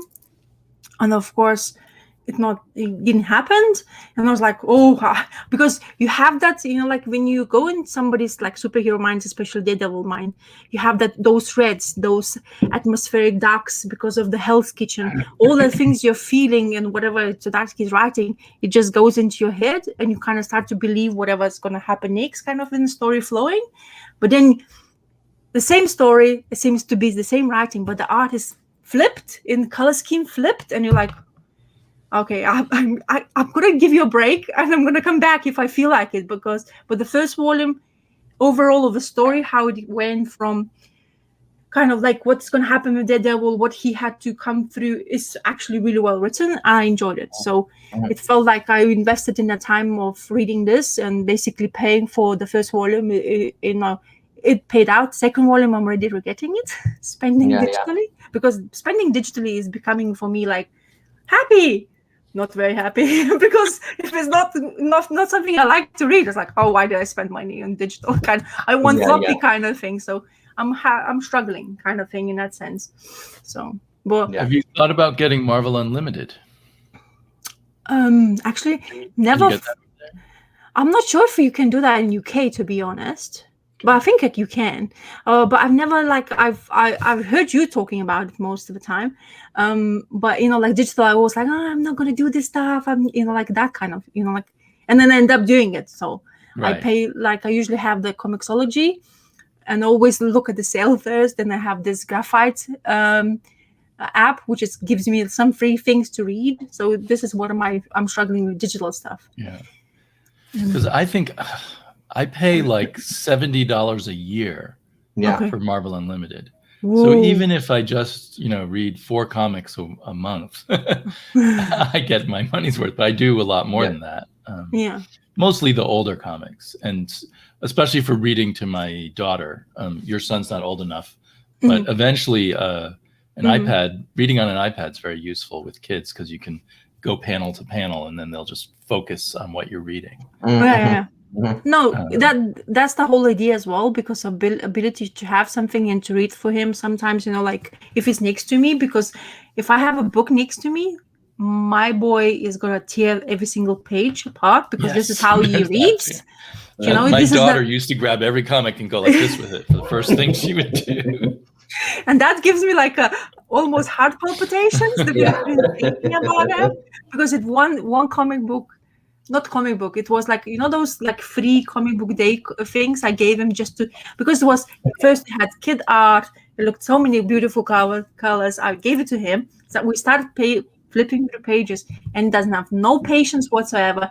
He just start tearing, and he's laughing. He's just having such a good time, and he's just like one page, another page. Like, oh, okay, thank God. I just gave you something I don't really like. It's for free, like an advertisement story / that stuff. So I didn't really care. But now every single time it comes to anywhere near this room where my comic books are, I go like, I need to lock it. Where's my lock? But I can't because it's the rental. But anyway, so. Yeah. But with the iPad, he's really good with the iPad, and that's the scary part. He's only gonna turn 3 in what day today is, like 7 in 10 days. So he's already so good with the iPad. We actually have to get rid of, hide the iPad away from him. So just to get into interaction, because he's completely, kids these days are they completely enthralled by having something flashing and moving and telling you everything. So we kind of I try to hide it for I give him a couple of hours a day, even so.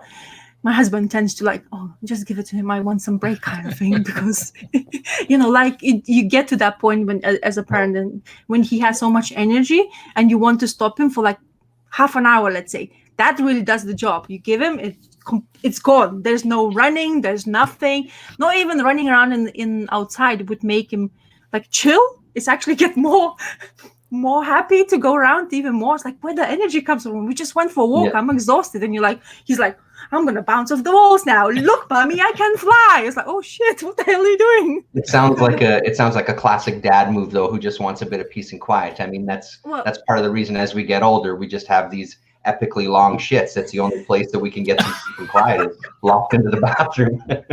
Don't disturb me. I'm here for 20 minutes. Stay away. Ironically, that's what my daughter does. She snaps the iPad when we're not looking and goes into the bathroom. Yeah. What are you doing? I'm in the bathroom. But I read the first 2 volumes of that Daredevil, and all I can say is I haven't bought volume 3. I wasn't into it. There was parts of the story that just didn't work for me in the second volume. I'll be curious to hear what you say once you finish the second volume. Because obviously I don't want to say anything, but yeah. I enjoyed it. It started off, I was enjoying it. It was just one of those that I think it was also the time period that it was coming out. I think there was a lot of factors involved with it. Have you read it, Damien? Have you followed it? No, I keep meaning to on Marvel Unlimited, mostly because I hear, Bob, who's here in Portland, who loves Daredevil and thinks this is one of the great runs. Yeah. But I kind of felt burnt out on Daredevil at some point, and I just haven't gone back to it. But I guess I burnt out on it during Charles Soule's run. I read part of that. Okay, yeah. Stopped. Isn't it the time? To it, I heard from a lot of people the same thing, that it's this is a classic Daredevil run. And again, eventually maybe I will kind of continue with it. It didn't kind of grab me in those 2 volumes as this is something that I need to read. You know what I mean? Right. I think it just had some parts that just weren't working for me very much. But who knows? I mean, it could have completely. Part of that, longevity for people is the way that thing, a way a book kind of transitions as it gets further into it. I think I burn out on characters. I mean, I thought I'd never stop reading Batman, and now just stopped. It's too familiar. It's too familiar at some point. So you don't pick up anything Batman? You've taken it all off your pull list? I've taken it all off. Oh, wow. Yeah. Well, cool. Crazy. I don't have anything Batman. I'm tempted because Terrence is keep on showing the black and white ones, and you're talking about Batman Adventures, and that's where I went. And I was looking for Batman Adventures, and apparently they've gone into price, because now just one issue of it came out 1995, I think, or 92, something like that. Anyway, those Batman Adventures, and they really quite pricey. It's £9-10 per first issue. I was like, woo! Before I remember seeing it for 50p. What's happened? Kind of thing. And I just really wanted that the feel of the animated series, kind of feel in the comic format, because I've never read it and I'm kind of curious. So what are you saying? Even these new reprinted ones have spiked already? No, the reprints you can get, but you can't. You can get I think it comes out in trade form now. They're reprinting it, but as a collector, I wanted to do it from the original run, kind of from single issue and stuff like that. Yeah. Thankfully, I have the first appearance of Harley Quinn, which I don't have to even look at anymore, to look for it. I remember buying it. And the funny thing about that Harley Quinn first appearance, I saw once in the comic book convention, and I did the same thing what I did for Giant Size X-Men, don't worry, I'm going to get it. And then everybody's like, Harley Quinn, the movie coming out. I was like, oh shit, this is it. Another one, deja vu, just in the Harley Quinn format. I mean, I would honestly say, though, those reprints, I think I did a video where I was showing them side by side, or maybe it was in one of these chats that we showed them side by side. they're pretty good with the recreation. You know what I mean? Like they Yeah. don't do too much, so you're not really losing. It's not like it's a whole recolored or whole, you know, touched up that much. There are some touch ups for sure. There is in the colors. But in general, I think they really hold true to those originals. So I mean, if those are, because those I'm hoping are more reasonably priced at this point, considering they're worth picking up. I think you get just enough. I think they even recreate the covers too, as far as I remember, for all of them. They're the same covers. There might be some different kind of trade dress to it. Well, not might be. There obviously is going to be, but Yeah. I think the covers themselves are the same too. So yeah, I would like to have it in the omnibus format, because that would be great Yeah. to have it just collected in one, because they have that would be great. 20, 30 issues, I think. And I the don't run. remember off the top of my head. Yeah, I'd have to look. So anyway, the Harley Quinn first appearance, I went to this one comic book shop, and they have this, after thinking, oh my God, never.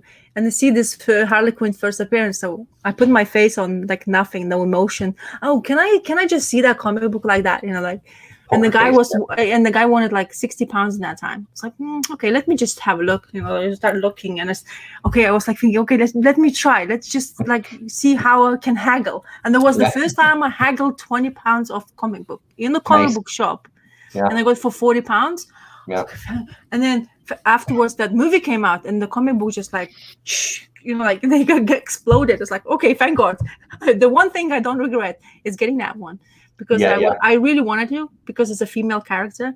You know, like, I was at the time wanted to collect most of female characters' first appearances. So yeah, so it was one of the goals, and I achieved it. It's like, yes. Cool. Very cool. So yeah. What else you got there, Damien, in your stack? Aren't we back to you? I think we skipped you. I think we skipped you. I don't know. Did we really? Oh, sorry. Yeah. I'm not keeping track. Not your fault. We got excited and started talking about Daredevil. One of the things, I haven't read the second issue yet, and I'm probably going to butcher this. I want to say the Chimerian, and please correct me if that's incorrect. Cimmerian? I always say Cimmerian. Okay, there you go. It could be either. either. Cimmerian. It doesn't matter. So I just started in on this today. I've read the first issue. I picked it up, and I mean, to be totally blunt, the reason I picked it up was the art. I found the art, and I find the art just beautiful. I really, really like it a lot. And the story so far is really great as well. So I guess it's based on, and what they do at the back is they reprint it. Red Nails by Robert E. Howard from Weird Tales, August, September, October, 1936. They reprint sections of the actual, that story as well, that they kind of based this on. Yeah, exactly. And it's like, I think you get a good 4 pages. What is this new printing? Yeah, a good 4 pages, 4 or 5 pages filled with text. I haven't dug into this yet. Those are like really, really tiny. 5 or 6 paperback pages on one page. Exactly. Yeah. So it's intense. And then there's that section, you know, that's pretty damn daunting. So I don't quite know why they would do it like that.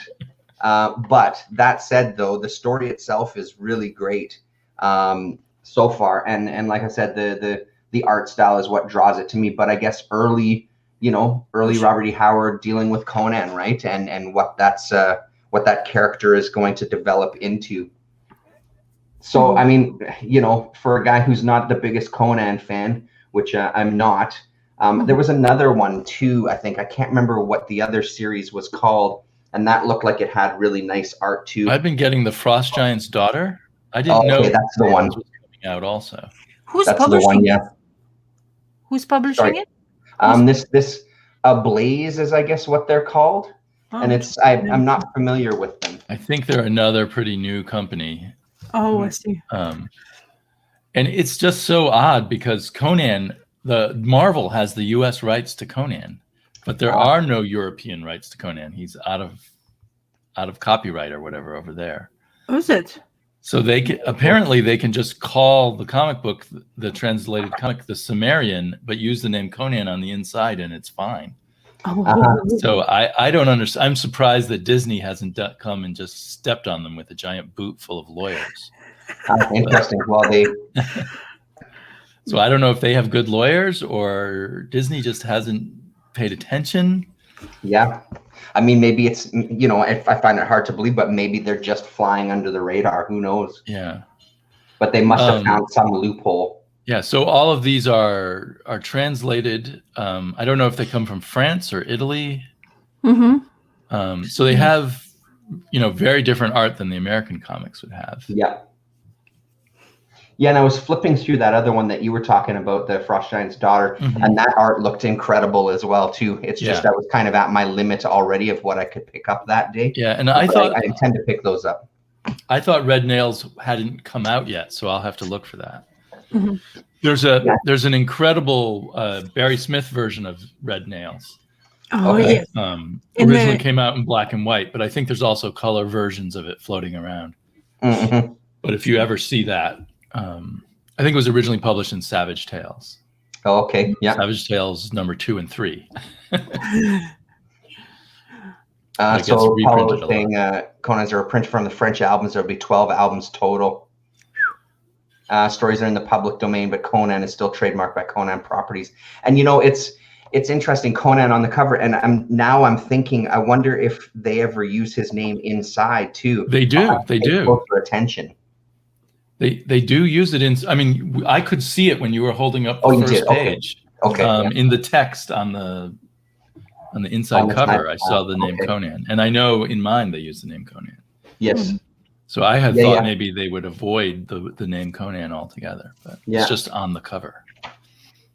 Yeah, it's a great read so far though. Like I'm really digging it. So it's nice to see. And again, it's when I go to the shops and I look at those indie shelves, there's all these titles that just jump off the shelf at me that there seems to be, I don't know, maybe it's just I'm noticing it. There probably always has been, but it feels like there's more adventurous stuff coming out in the indie world every single time I go back. When I do, I didn't make it there this week, unfortunately, but the week before I was there and just kind of browsing around because Galaxy, the place that I have my pull list, they have a new location now. They've moved just kind of a block away in a different building. So it was finally where things are opened up. We could go in, limited people, obviously. And it's a beautiful spot. They've got everything is laid out really nicely. So now there's a real nice layout for their indie section where everything is displayed beautifully. They've got a bit of different racks so you can see all the titles a lot better instead of kind of looking through a stack where there's titles behind other titles. Really great to just see everything displayed, and it makes you itch, man, because some of that stuff is really, really good.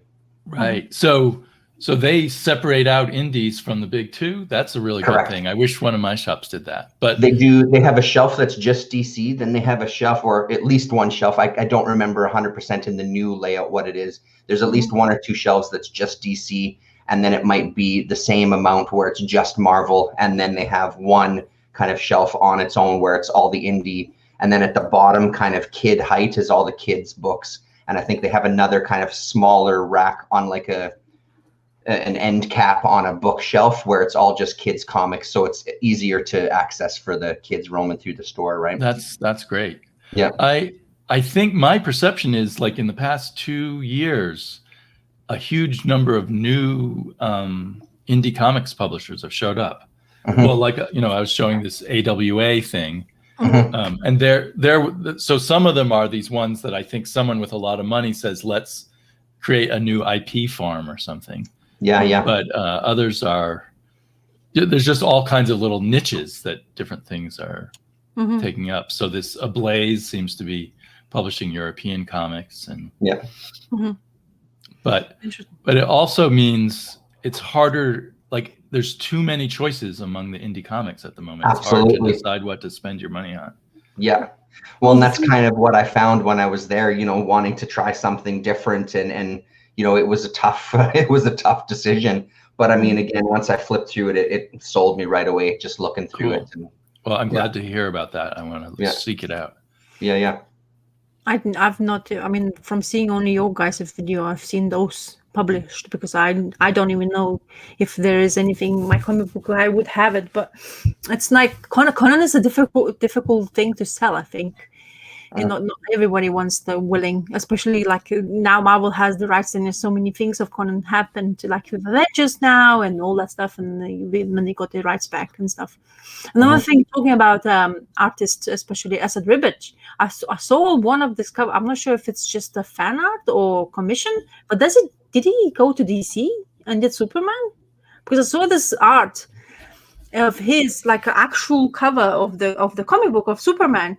and I said Ribbit. I was like, is he gone to DC to do the work? Maybe it's just a variant cover, because at the moment he is doing the Eternals with Kieran Gillen at Marvel. Okay. And it looks beautiful. Well, I've read the first issue. It looked beautiful, but the story was really dull. I was excited that Kieran Gillen was going to do his take on it, and maybe it will get better. But for me, the first issue was just about the art.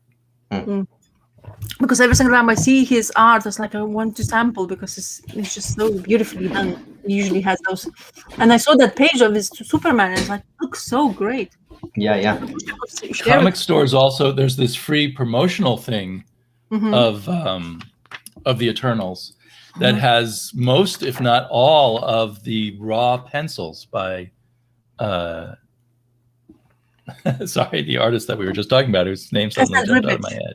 It's Ed Ribic. Yeah. Right. And it's beautiful. I love his pencils. I wonder if they go directly from his pencils to the coloring phase. I think so. He's all about. Sorry about the glare, but yeah. Oh, yeah. So I don't know, since you don't have a shop to go to, Rasa, if you can ask your guy if he has any spare copies of this, because my shop has them still laying around. Oh, I didn't even know it existed. So yeah, it's fun just to see his artwork. Yeah, I'm definitely gonna ask him. I'm going to show you free promotional type of thing, or was it? Yeah, it's just one of these free promotional things. Yeah, that in my stops they leave by the cash register for people to grab. I want to show to you the Superman he drew. If you can see on my iPad. Terrence, can you put me on the big screen? That's amazing there, Damien. Yeah, it's really beautiful. Oh wow, yeah, that looks good too. Let me put the brightness on so you guys can actually. There you go. Yeah, he's a hell of an artist. That looks so good. Yeah, he's really great. So anyway, yeah, seeing this made me wish that they'd put out one of those. I guess only DC does it every now and then. What do they call it? The naked or those editions where it's just the pencils. Yeah. Oh, okay. They put the dialogue balloons back in, and you see just the pencils. They usually do it with their star artists like Greg Capullo or someone. What's up, Doc? Hey, Dr. Von Chilla. I haven't seen him in a while. It's true. Hope you're doing okay. So yeah, it's one of the best artists on that kind of space, on all those characters. It's just such atmospheric art, and he's paneling like Thor. Like that's why the Thor stories was so great, because of this, and then all that God Butcher, the way he's been drawn by him, is just really nice. It's just, but you can see that's the thing, when you see great artists, doesn't need even ink, even pencils and coloring, and you still see those great lines of his even pencils. Usually they disappear, like from colorists, but I guess he has great colors, or he colors himself. I'm not really sure of that sense, but really good. One of my favorite artists as well. Yeah, no, for sure. And they was a good pairing on those Thor books too. Like they worked really well, or they seem to work really well together. I'm imagining that they had a pretty close relationship, but they were stellar. I just want to mention, if I just forget, I don't want to forget. Have you guys watched just came out new TV series by Sci-Fi, Resident Alien, a comic book usually produced before? I read bits and pieces of that comic years ago. I think it was in Dark Horse Presents. Yeah. And they had but I haven't seen the show yet. Is it good? Yeah, very well. The main character and the main actor is Alan Tudyk. If you know Firefly, yes, I love him. Mechanic. So he's the man, and he's brilliant. By the way, he has the most, the best facial expressions and the way the reactions. He has this. He's a character artist really well as well. He does it really well. And one thing really, what me and my husband found very refreshing is the humor. There's the scenes where he's brilliant at it, and the writing is really good. It's kind of loosely, it's based on the comic book Resident Alien, which was produced by Dark Horse. It's a couple of volumes. There's even omnibus came out now of that series as well, which I'm gonna read, because I remember reading it. I remember loving it because it came out a couple of that Dark Horse usually does like a couple of 4 issues first, and then storytelling, and then take a break and then read something else. And of course, Oddfellow Thoughts, he was reading it, and I still remember that time when he actually was doing the videos, and he was talking to, I think, Sergeant America in that time on that video. So I checked it out, the comic book. But now I found out that Sci-Fi is doing the TV show. and we watched a couple of episodes, and they are fantastic. Yeah. It's set in this small town called Patience in Colorado. There's great mountains, and you have this alien who is basically passing by, it seems to be, and his plane gets hit by in the TV show, gets hit by thunderstorm, and his plane crashes in this Patience little town, and basically he takes the form of the human. And it's really well told so far. It's as I say, has the really great humor, and of course the actor he does really good acting, and that's really refreshing and absolutely hilarious, especially when he supposedly took over a body of the man who's a doctor, pathologist / scientist, and he's always like in the TV show, he's like, oh, humans are this race. It's like beneath us. Like when we think about the humans, they're beneath some like mice or something. He compared us to something really minuscule. Yeah. And then he's like looking at the phone and he's typing in "dickhead" on the phone. And then he looks at the phone and he just throws it. Like, what the hell is this kind of thing? And it's like, like the Google, the first like yeah. And the minute you type something really wrong, something comes out and it's like, humans are vile, disgusting creatures. Kind of thing. So fantastic TV show. If you can find it and watch it, especially read the story, because stories is really good as well. Yeah. I think you go more in depth of the actual alien. In here is kind of, they have the same sense of it, but slightly different take of it. But really good sci-fi series. I mean, sci-fi usually comes out with some TV shows I tend to enjoy, but this one really cracks me up, and it's actually really refreshing because it's really entertaining. Yeah. Cool. Sounds neat. Damien, what do you got? And then I have to sneak off to go 10-1 while you're speaking. I'll be right back. Well, I've been reading some Lois Lane. I'm still here. Just turn my camera off. And this one I really like, where Lois marries the devil. Oh no! And I love this cover. I'm not sure who drew it, but Lois does she actually marry him, or is about to marry this guy who at first appears to be a sheik, or some guy wears a turban, like a what do they call him? A Raja. They think he's a Raja, but his name is Raja Sat Dev, as in Satan's devil. Of course. And his turban is hiding his horns, and he has cloven feet. And then for whatever reason, just because Lois Lane does these things, he has this elixir he drinks. So when he falls asleep, she drinks his elixir, thinking it must do something good. If he drinks it, I'll drink it too. and next thing you know, it gives her horns. Oh my God, what? Horns and eventually cloven feet. Oh my God. And Superman thinks she's dead. I guess he purposefully makes Superman think she's dead, and they can, now that she's drunk the elixir along with the horns and the cloven foot and eventually a tail with a pointy tip, she can walk through flames with him. In fact, there's a scene later where she takes a bath in lava, I think. Wow. But it turns out he's just from this planet where everybody has horns and cloven feet and pointy tails, and they're all fireproof. And he, now that she looks like him, and Superman thinks she's dead, she can't stay on Earth. So she moves to his planet with her, or takes him back to her planet, where he turns out to be the ruler of the planet. And of course, all the other devil women are happy that they're going to get married. But at the last, here she is taking a bath in lava. Wow. I think it's lava, or maybe it's hot springs. I'm not sure. She looks actually quite sexy there, isn't it, in that lava bath? Lois is the sexiest woman in Metropolis. So she's at the altar. She's about to marry him, and then she discovers this ring that Superman gave her. Okay. And she looks inside the ring, and it says, I will always love you, Lois, till the end of time, Superman. And that's when she realizes, oh, even with a horns and tail and cloven feet, Superman will still love me, so I'll go back to Earth. So she, right at the altar, she leaves for Earth. And that's the end of the story. We don't even see Earth.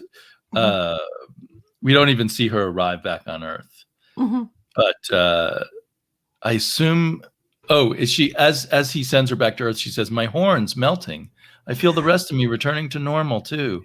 Oh, thank you, Sat Dev. You made it possible for me to be accepted on Earth again. But so he could have done that all the time. So just another day in the life of Lois Lane. I loved it. Superman's girlfriend, Lois Lane. Isn't that what it says on the cover? Yeah. You have to trademark her before you sell the comic book for her. Yeah. But in most of these stories, and I think this one included, Superman totally refuses to decide whether he wants Lois or Lana. So he's constantly just putting her through hell, and Lana, because he won't decide. Pulling them along, stringing them along. So, yeah, it's crazy stuff. Typical male, right? That's what I'm telling my daughter. Here's an example. Have her read this comic to learn. Yeah, that's right. Yeah. Here's all you need to know. Damon, how many Lois Lanes? Because you've been collecting quite a while. Because you read that with your I've daughters. been collecting them for years now. I haven't read all the ones I've collected, but did you I have about 65 of them now. Are you close to end of? I don't know how long the run of Lois Lane. I think I have about half of them. I think they went for like 120 issues. I don't know if I'll ever be willing to pay the price for the earliest ones, because they reprint all the early tales in this special large size kind of annual edition. So I don't know. Maybe someday I will buy when I've bought everything else. The best ones are from, I'd say 1960 to 1970. The ones after 1970, they try to be more serious, and it makes them worse. Actually, they're much better when they're totally wacky like this. But they always portray as she's like a dumb little chick who's in the newspaper. You know what I mean? Like, oh look, this is this drink. I'm just gonna drink it. Like, oh whatever. You know, the consequences, nothing. But I think her character is supposed to be that she naive. She's naive, but she's also like she won't be stopped. She's just going to do what she wants to do, no matter what it is. I mean, so in that sense, it's kind of positive. But on the other hand, she's totally defined by her desire to marry Superman and her frustration that he won't marry her. And he's defined by his panic that he might somehow get trapped into marriage. Hilarious. But honestly, sometimes, you know, like the stories, yes, it's actually quite nice to read the stories, but it's just the art itself, it's actually quite good. Like every single time I see you showing up, and like really good artist has drawn her comic books. So they're very good artists. Yeah, well worth it. That time of the era, the artist is just like, you know, you can discover somebody like, even like you would think they will never touch the comic book like that to be drawn or touch anyway, but they're still writing it. So. Oh, Paulo says Superman actually wants to marry Jimmy Olsen. That might be the whole problem, the underlying text. Because the Jimmy Olsen comics are almost as good, although I like the Lois Lane ones better. But another, I mean, we think of these as very minor, and certainly by the time, you know, in the mid 70s when they ended, not many people were reading them, but the whole Superman family of comics were DC's best-selling comics. Superman was selling like 700,000 or 800,000 copies a month back then in the 60s. And Lois and Jimmy were probably selling in the 400,000 range. They were huge. Warping young kids' minds about relationships all over. That's amazing to think about. Hey, those numbers, that's insane. It's crazy. That's the thing. The new comic books will never reach the numbers. I don't know. Not easy. Too many competitors for people's attention, I think, partially, right? Like, well, or too much distractions on anything else, to be honest. I mean, we covered by information just by having the phone, tablets, and all that stuff. So we don't have time for anything else anymore. So I mean, it used to be your parents would let you get a comic book because you were going for a long car ride or something boring. Now they just hand you an iPad. Yeah, totally. And that's 100% it. Because honestly, I remember that as a kid, that would be one of the things. You know, we'd get some stuff, or we'd stop at a gas station before we headed out of town, and there was always get yourself something, and it was usually a comic or whatever, some activity book, or they had the magic pen books, those kind of things. Like we had, those were the things here. 100% right. Yeah, I remember those activity books with different puzzles and mazes and things like that. Yeah. Just to keep you quiet in the back seat. See, same thing. Give them the iPad, shut them up here, just shut them up back there. So most of those people reading the various Superman books probably were not getting every issue either. So, you know, it was just whenever they happened, you know, to their parents wanted them to have something. So I imagine, you know, if Superman was selling 700,000 or 800,000, there were probably, mind-boggling, you know, millions of kids who actually read some Superman during the year. Yeah. And it also makes sense, again, if it's driven by parents, the name brand of Superman would be the first thing you'd go for. Totally.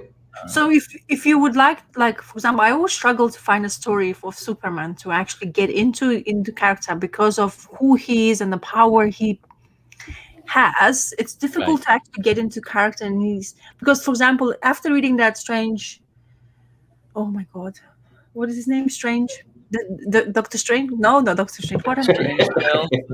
Adam Strange? No, oh my God, Phantom Stranger. Oh, Phantom Stranger. Okay. Yeah, that mini for 40 issues. They had Jimmy Olsen, and Jimmy Olsen is like communicator, kid reporter, and always I can close my eyes and always think about a kid who also always in the way, kind of thing, and it's kind of annoying. But I always kind of like, if I would read a Superman story, Damien, for example, what would you say I should read first? Or let's say, what's interesting enough for me to like read the first 2 issues, let's say. My favorite would be Grant Morrison's All-Star Superman. Oh, I read that. I love that one. Okay.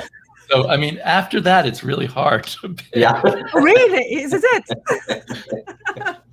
I mean, they're just as goofy as that Lois Lane thing. So you could look for you know, a 12-cent Superman, and you're gonna get some wacky story. Yeah. You know, if you're in the mood for that. Beyond that, I liked John Byrne's 6-issue miniseries, the Man of Steel. That was quite good. Oh, okay. A reboot, but then I think Byrne fizzled after a while on Superman after that. And then it's hard for me to pick out. I know there's other things I've liked here and there. You know, there was some good stuff during the 90s of Superman, or the late 80s, when they had, but then they had, like, you had to get Action Comics and Adventure Comics and Superman to get the whole story. Like, it would rotate through them all. So that was tricky.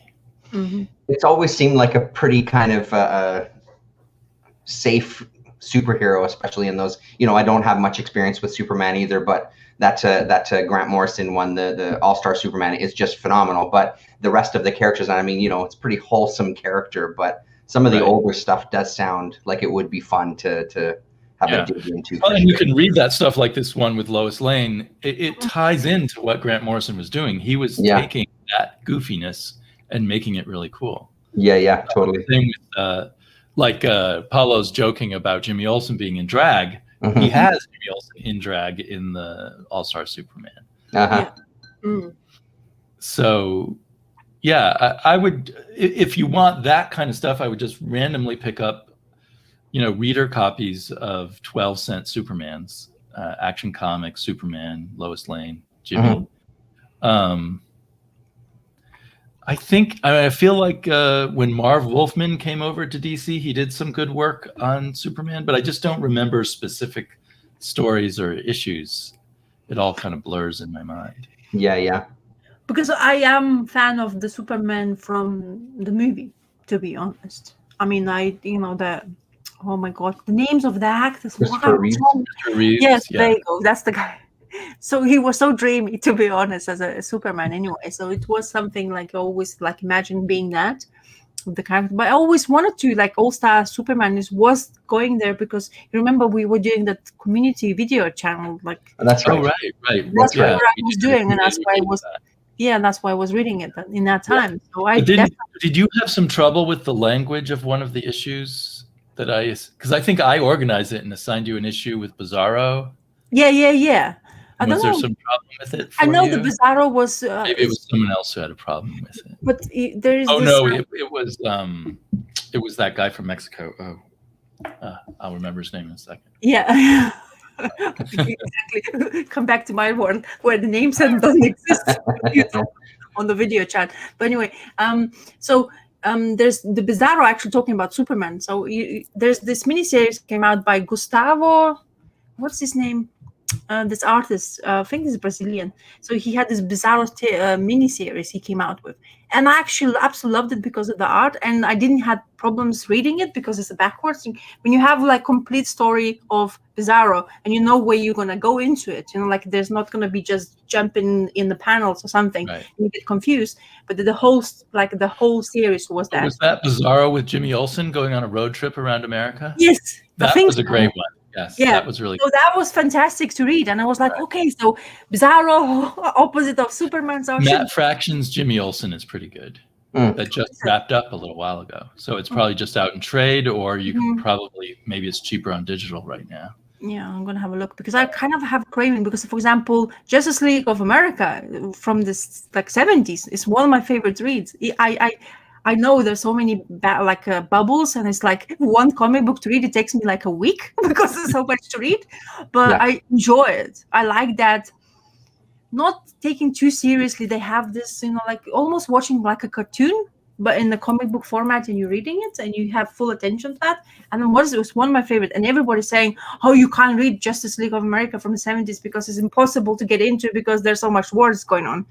But honestly, if you don't take it too seriously and you have a different perspective in the comic book, the actual, as a group of them, they work really, really well. And that's why group animated series is one of my favorites to watch, especially in DC's universe. It is good, yeah. Architectural Foam Pads mentioned a World's Finest miniseries drawn by Steve Rude, and that is really good. I was actually looking at that the other day, to be honest, because you talk about Steve Rude quite a lot in your videos because you're a fan of him. So I was like looking, and it's like I'm definitely gonna probably have a look for that finest because I really enjoy Rude's art. I haven't read anything what really I want to follow him further, but this art definitely is striking to see on a piece of page in the comic book. So it's not so easy to find Steve Rude stuff. It's so scattered about. But. Well, there you go. So there's not all of us dissing the JLA of 70s. I actually, as I say, I have read maybe 5 of them, and not in a row, but in the gaps. And every single time, it's just so much fun. It's perfect, they have this bad guy, they go out with a team, they go doing it.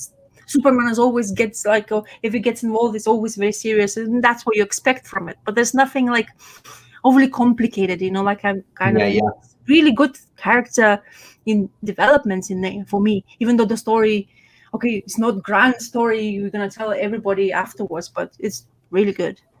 Or even worried about some big long arc that's going to kind of develop, and it's that idea of the classic one and done, right? Just having some fun with it.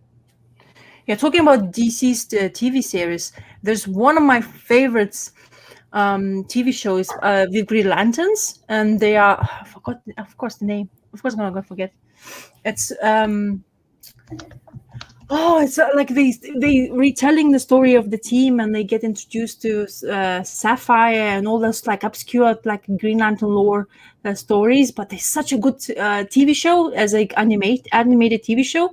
It's so it has almost the same feel of, if you guys, I don't know if you watch it, but Star Wars, the Clone Empire kind of have that kind of sense of it. It's really teamwork, and you have all the Green Lanterns as a team, but they get all other characters. You don't really usually see them. You have those main Green Lanterns. They always involve your, oh my God, names. Maybe I should stop talking. To be honest, because the more I talk, the less names I remember.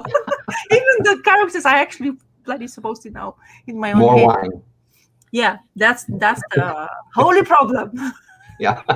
And it's was almost 10:30. So yeah, That's not so bad. That's all right. my brain is slowly switching itself off with the help of this one as well.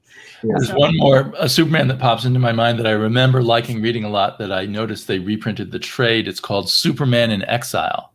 Where Okay. for whatever reason, Superman can't stay on Earth and he wanders from planet to planet and he grows a beard and stuff. Really? Hey? I remember enjoying that. I think that's from the late 80s or the 90s. Okay, cool. Grizzly Superman. Oh, Gil Kane's early 80s action comics work is great. Gil Kane is beautiful. I mean, yeah, I think those Gil Kane action might have been written by Marv Wolfman too. Yeah, but it's hard. It's hard to just pick out the good Superman. Yeah. Yeah. Well, of course, because there's so much of it anyway throughout the years. Yeah, and so much of it's just sort of so-so. Yeah. I definitely feel like I'm gonna just pluck in some from online shop somewhere, like Superman issue, like just random 70s or 60s or whatever I find, and Lois Lane just for giggles and see how I feel. And it's like, oh my god, what is this nonsense? Afterwards I'll be telling you, but I kind of feel like it to read that kind of stuff. It's just 70s goodness, as we call them sometimes, Yeah, totally. That random feel of good emotion. That's what I feel like we need all the time now. And that Resident Alien TV show is exactly what it just gives you so much laugh, and the reactions and everything is it's great. Mm-hmm. Well, before Rasa falls asleep, did either of you have more to show? I think I was the last to go. No, I'm done. I just have a couple of. Just two final ones, pretty much like continuing in my digging in the box for indie stuff. I read this one, 342, with a wraparound cover, like a $4 Canadian book from, what was it, 1997. It seems fairly steep. Apparently, this Clayton Crane, who did pencils, went on to work for Marvel and do a bunch of stuff, including like Venom, some Venom miniseries, and Carnage, I believe. It's not a name that I'm familiar with because the titles he worked on, I'm just not. He's still actively at Marvel or DC right now. Oh, okay. Well, there you go. So this is some early work from him. And it's, as from my digging, this was the only issue. It says that this is 1 of 30. It never got past number 1. It's a hell of a book to look at. I kind of dug it just because of that wild style and those wild colors in it. The story itself seemed interesting enough. They're kind of living in this tower. They're sort of these monks. They hint at kind of like they're training to be fighters and kind of gain control of these powers that they have. They're invaded by this demon and his partner in crime there, and one of them is killed, and they can regenerate them, or they just regenerate this one because I guess there was a group of them. They all looked roughly the same, so they regenerate one to kind of bring him back to continue with his training and still gain his knowledge. It was fun enough. It was fun enough that I did a dig to see if there was any more, just to give it a shot. But as happens with some of this stuff, it just comes and goes. So that was pretty fun. And then I dug back into, it's the only one of this that I have. I found it from the guy in Steinbach here, the Comic World, Doug Sleepa's Comic World. He has the other 2 issues. So I've asked him if I can get them from him. This Twist from Kitchen Sink. This was a hell of a fun read. This was really, really funny. Some Peter Bagg, Friedman, Wolverton, Robert Williams, Daniel Clowes. Yeah, you showed some of that on Twitter, right? That looked cool. Because they do this Wolverton stuff there, which is just I just absolutely love. And then in the middle, they do Stephen Blinkenstaff doing kind of his Wolverton impression in the center spread. Yeah, which is just completely wild. Did you ever heard of that artist? I've never heard of him. I do know the name. I just can't pinpoint where. And I after I read it, I didn't look him up. But I do know. I want to say it was from some animation, possibly. He might have gotten into some animation. Oh, that makes sense. But it was super fun. The Clowes story was really great. this kind of just talking about this family and the father had this bomb shelter and kind of everything that happens there. There's this, he thinks they're being attacked and kind of abandons his family to jump into this bomb shelter to survive the nuclear holocaust. It was legitimately funny. So yeah, I'm curious to see what the other two issues are like. And it's always the thing with some of these, you know, kitchen sink and all these kind of indie or almost pseudo underground companies. They always have these pretty good anthologies. So that was pretty fun. What else was in here? Yeah, this J.D. King kind of almost doing his version of, you know, more modern-ish Wolverton seems to be a theme throughout this whole book. Yeah. Just kind of putting in the frame of personal ads, a little more abstract. So that was fun. And I think that's been the good part of digging into the boxes and just kind of having, like you were talking about with that Weird Wars, same with like the Unexpected and the Ghosts that I'm starting to pull out and start to read. They're just really nice reads. And even what you were saying about Superman, just really nice to dig into one where it's, you don't have to worry about finding the run of 30 books and you just get kind of a one-off story, and it's just entertaining. It's really nice to sit and just unwind to, you know, without having to worry about finding an entire series or a collection of hardcover books to get the whole story. So yeah. Well, as you were showing that, I was thinking there's this whole sort of wonderful world of not quite ground level, if you want, or whatever, comics for a while. That's just gone. It doesn't really exist anymore, and it like such a great sort of source of creativity. Yeah, no, it really doesn't seem like it's this kind of style, because all the indie stuff is kind of, you know, either doing reprints or takes on other characters or building their own characters, and they all sort of seem to be leaning towards more of that superhero or type of genre, right? But yeah, you're right. There isn't much. And then the stuff that you do get that's outside of that, it's just not as entertaining, because there are guys out there still doing stuff, but I just haven't found something where it's really caught my interest enough, you know? Yeah, there's something very different aesthetically about it. I'm not sure how to put my finger on it, but about what the modern sort of super indie kind of stuff is about. And then just this other thing that I picked up. I haven't read them yet, haven't dug into them, but this PS art books, they're on my radar now because I have a collection that I've started reading, and they have a couple of magazines. This one, Weird Mysteries, and then the other one they have is Eerie Tales, but it's just magazine format, and it's all black and white reproductions. So is it reprinting stuff from, like, what's it called, Skybald or?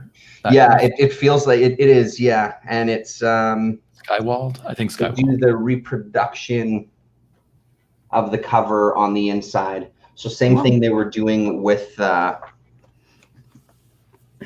Weird Tales of the Future, which I read the first issue of. So kind of doing these really legit reprints where they're even reprinting the ads as well. So there isn't any sort of, there's no history in it. There's no nothing. It's just the comics, and they're presenting them, you know, kind of untouched, and they don't recolor them. So you really get that sense of the original. But I love it's just chock full of these ads as opposed to anything else. So there's not a history of the artist. There's not a history of the particular issue. And it's the same with this. It's just this one is black and white, and it's a much bigger size, you know, the magazine size. And then you get some of the stories that you would have in the magazines as well, to some of the prose tales and things. Nice. Yeah, super cool. So that's going to be a good one to dig into. And I picked up G-Fan, which I haven't picked up in a long time, the Godzilla fan magazine. And what I didn't know until just the other day, that it's actually published by some people that live in Manitoba here in Steinbach, which I had zero clue that it was that close to home. So it really makes me want to, they offer a subscription service in it. I think I might dip into it. This one has, they talk about kind of the Godzilla toys, and then they just talk about the movies, and there's articles about various Godzilla flicks, and just, it's a fun magazine. I used to buy it in Ontario when I lived out there. And it's just always fun, especially with the Godzilla Kong movie coming right away. I figured it was about time to this magazine immerse myself into this world again. So yeah. Yeah, so that's the stuff I haven't read. I didn't make it to my main comic shop this week, so I don't know what's on my pull list, or if they got the cover of, or if they got the copy of what was the book we were reading there, Damien? We Live. I don't know if that's come in yet when they reordered it, so I'm anxious to get into that one. Yeah. I was just looking while you were talking about Lois Lane, and then there's this issue of Lois Lane, and apparently, I didn't know, Lex Luthor had a sister, Lena. Oh, really? Lena Luthor, yeah, or Lena Thorol. They reversed her name for a while. She didn't know she was related to Lex at first. Oh, I didn't even know that he even had a sibling. Lena Thorol appears in a lot of Supergirl stories.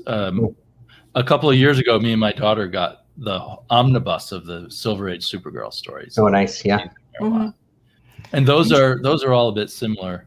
It drove my daughter crazy though, because Supergirl always has to obey Superman and do whatever he tells her to. That's horrible. I would hate it as much. I probably would throw it away or burn it. But other than that, she loved it. And she made up all her own stories about Supergirl, where Superman was just this jerk who liked to show off. Is she still a fan of Supergirl? Does she still continues reading Supergirl? Yeah, like she keeps asking me for Supergirl. So we pick up whatever the new Supergirl is, and then we both hate it, and then we stop for a while. We boot Supergirl, and we pick it up again. So we picked up Future State Supergirl. Oh, okay. Which was her as Superwoman. Okay. But it was still dealing with the idea that there's something wrong with Supergirl that she had to get past. So they always in modern comics use Supergirl as the disaffected character, but in a negative way rather than a positive way. And now I really want to get that comic book now. It's kind of old one. It's from 1961. Oh, well, then it's sure to be good. Yeah. In a old way. Yeah. No, but just because of the that's the thing. You see the comic book, suddenly you find out Lex Luthor had a sister, and then I'm just, as I say, I just have this. Probably this really works for me today. I definitely should stop and switch off the internet, everything, whatever comes to the shopping internet wise, and then forget about it. Yeah, no, that bug is dangerous for sure. Usually wine works. I don't know. I don't tend to drink that much wine, but the only thing I had is wine, so I'm gonna just have some. I see a future video opening up Lois Lane.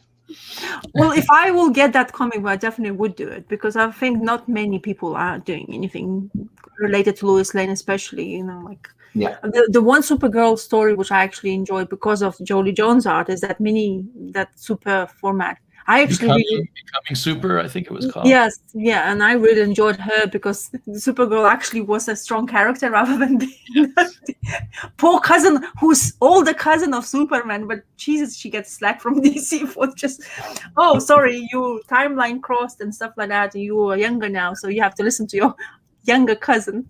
Right. Like, what the hell, man? Yeah. It's funny that Lois Lane came up in your video and here today, Damien, because this other guy that I watched, he was reading through one of them, and he had pretty much the same things to say that you did.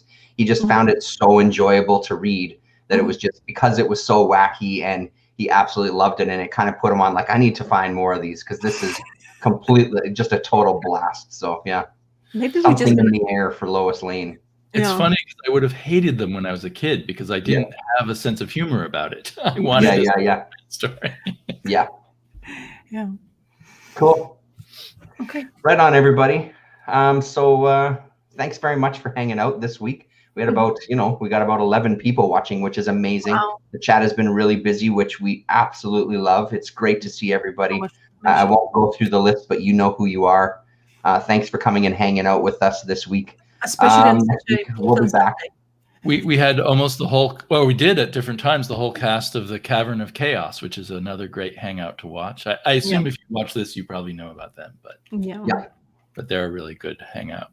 It is good. I managed to make it there on Friday. I don't often because Friday nights don't quite work for me, so I catch little chunks, but I was able to hang out for a little while this past Friday. It's really good. It's great to hear them talk just about whatever it is, everything under the sun that they talk about. So yeah.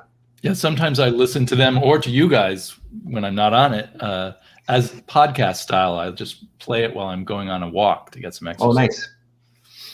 It's not a bad idea. Maybe I'll try that too. Thanks very much, everybody, for hanging out. Thanks for spending Sunday with us.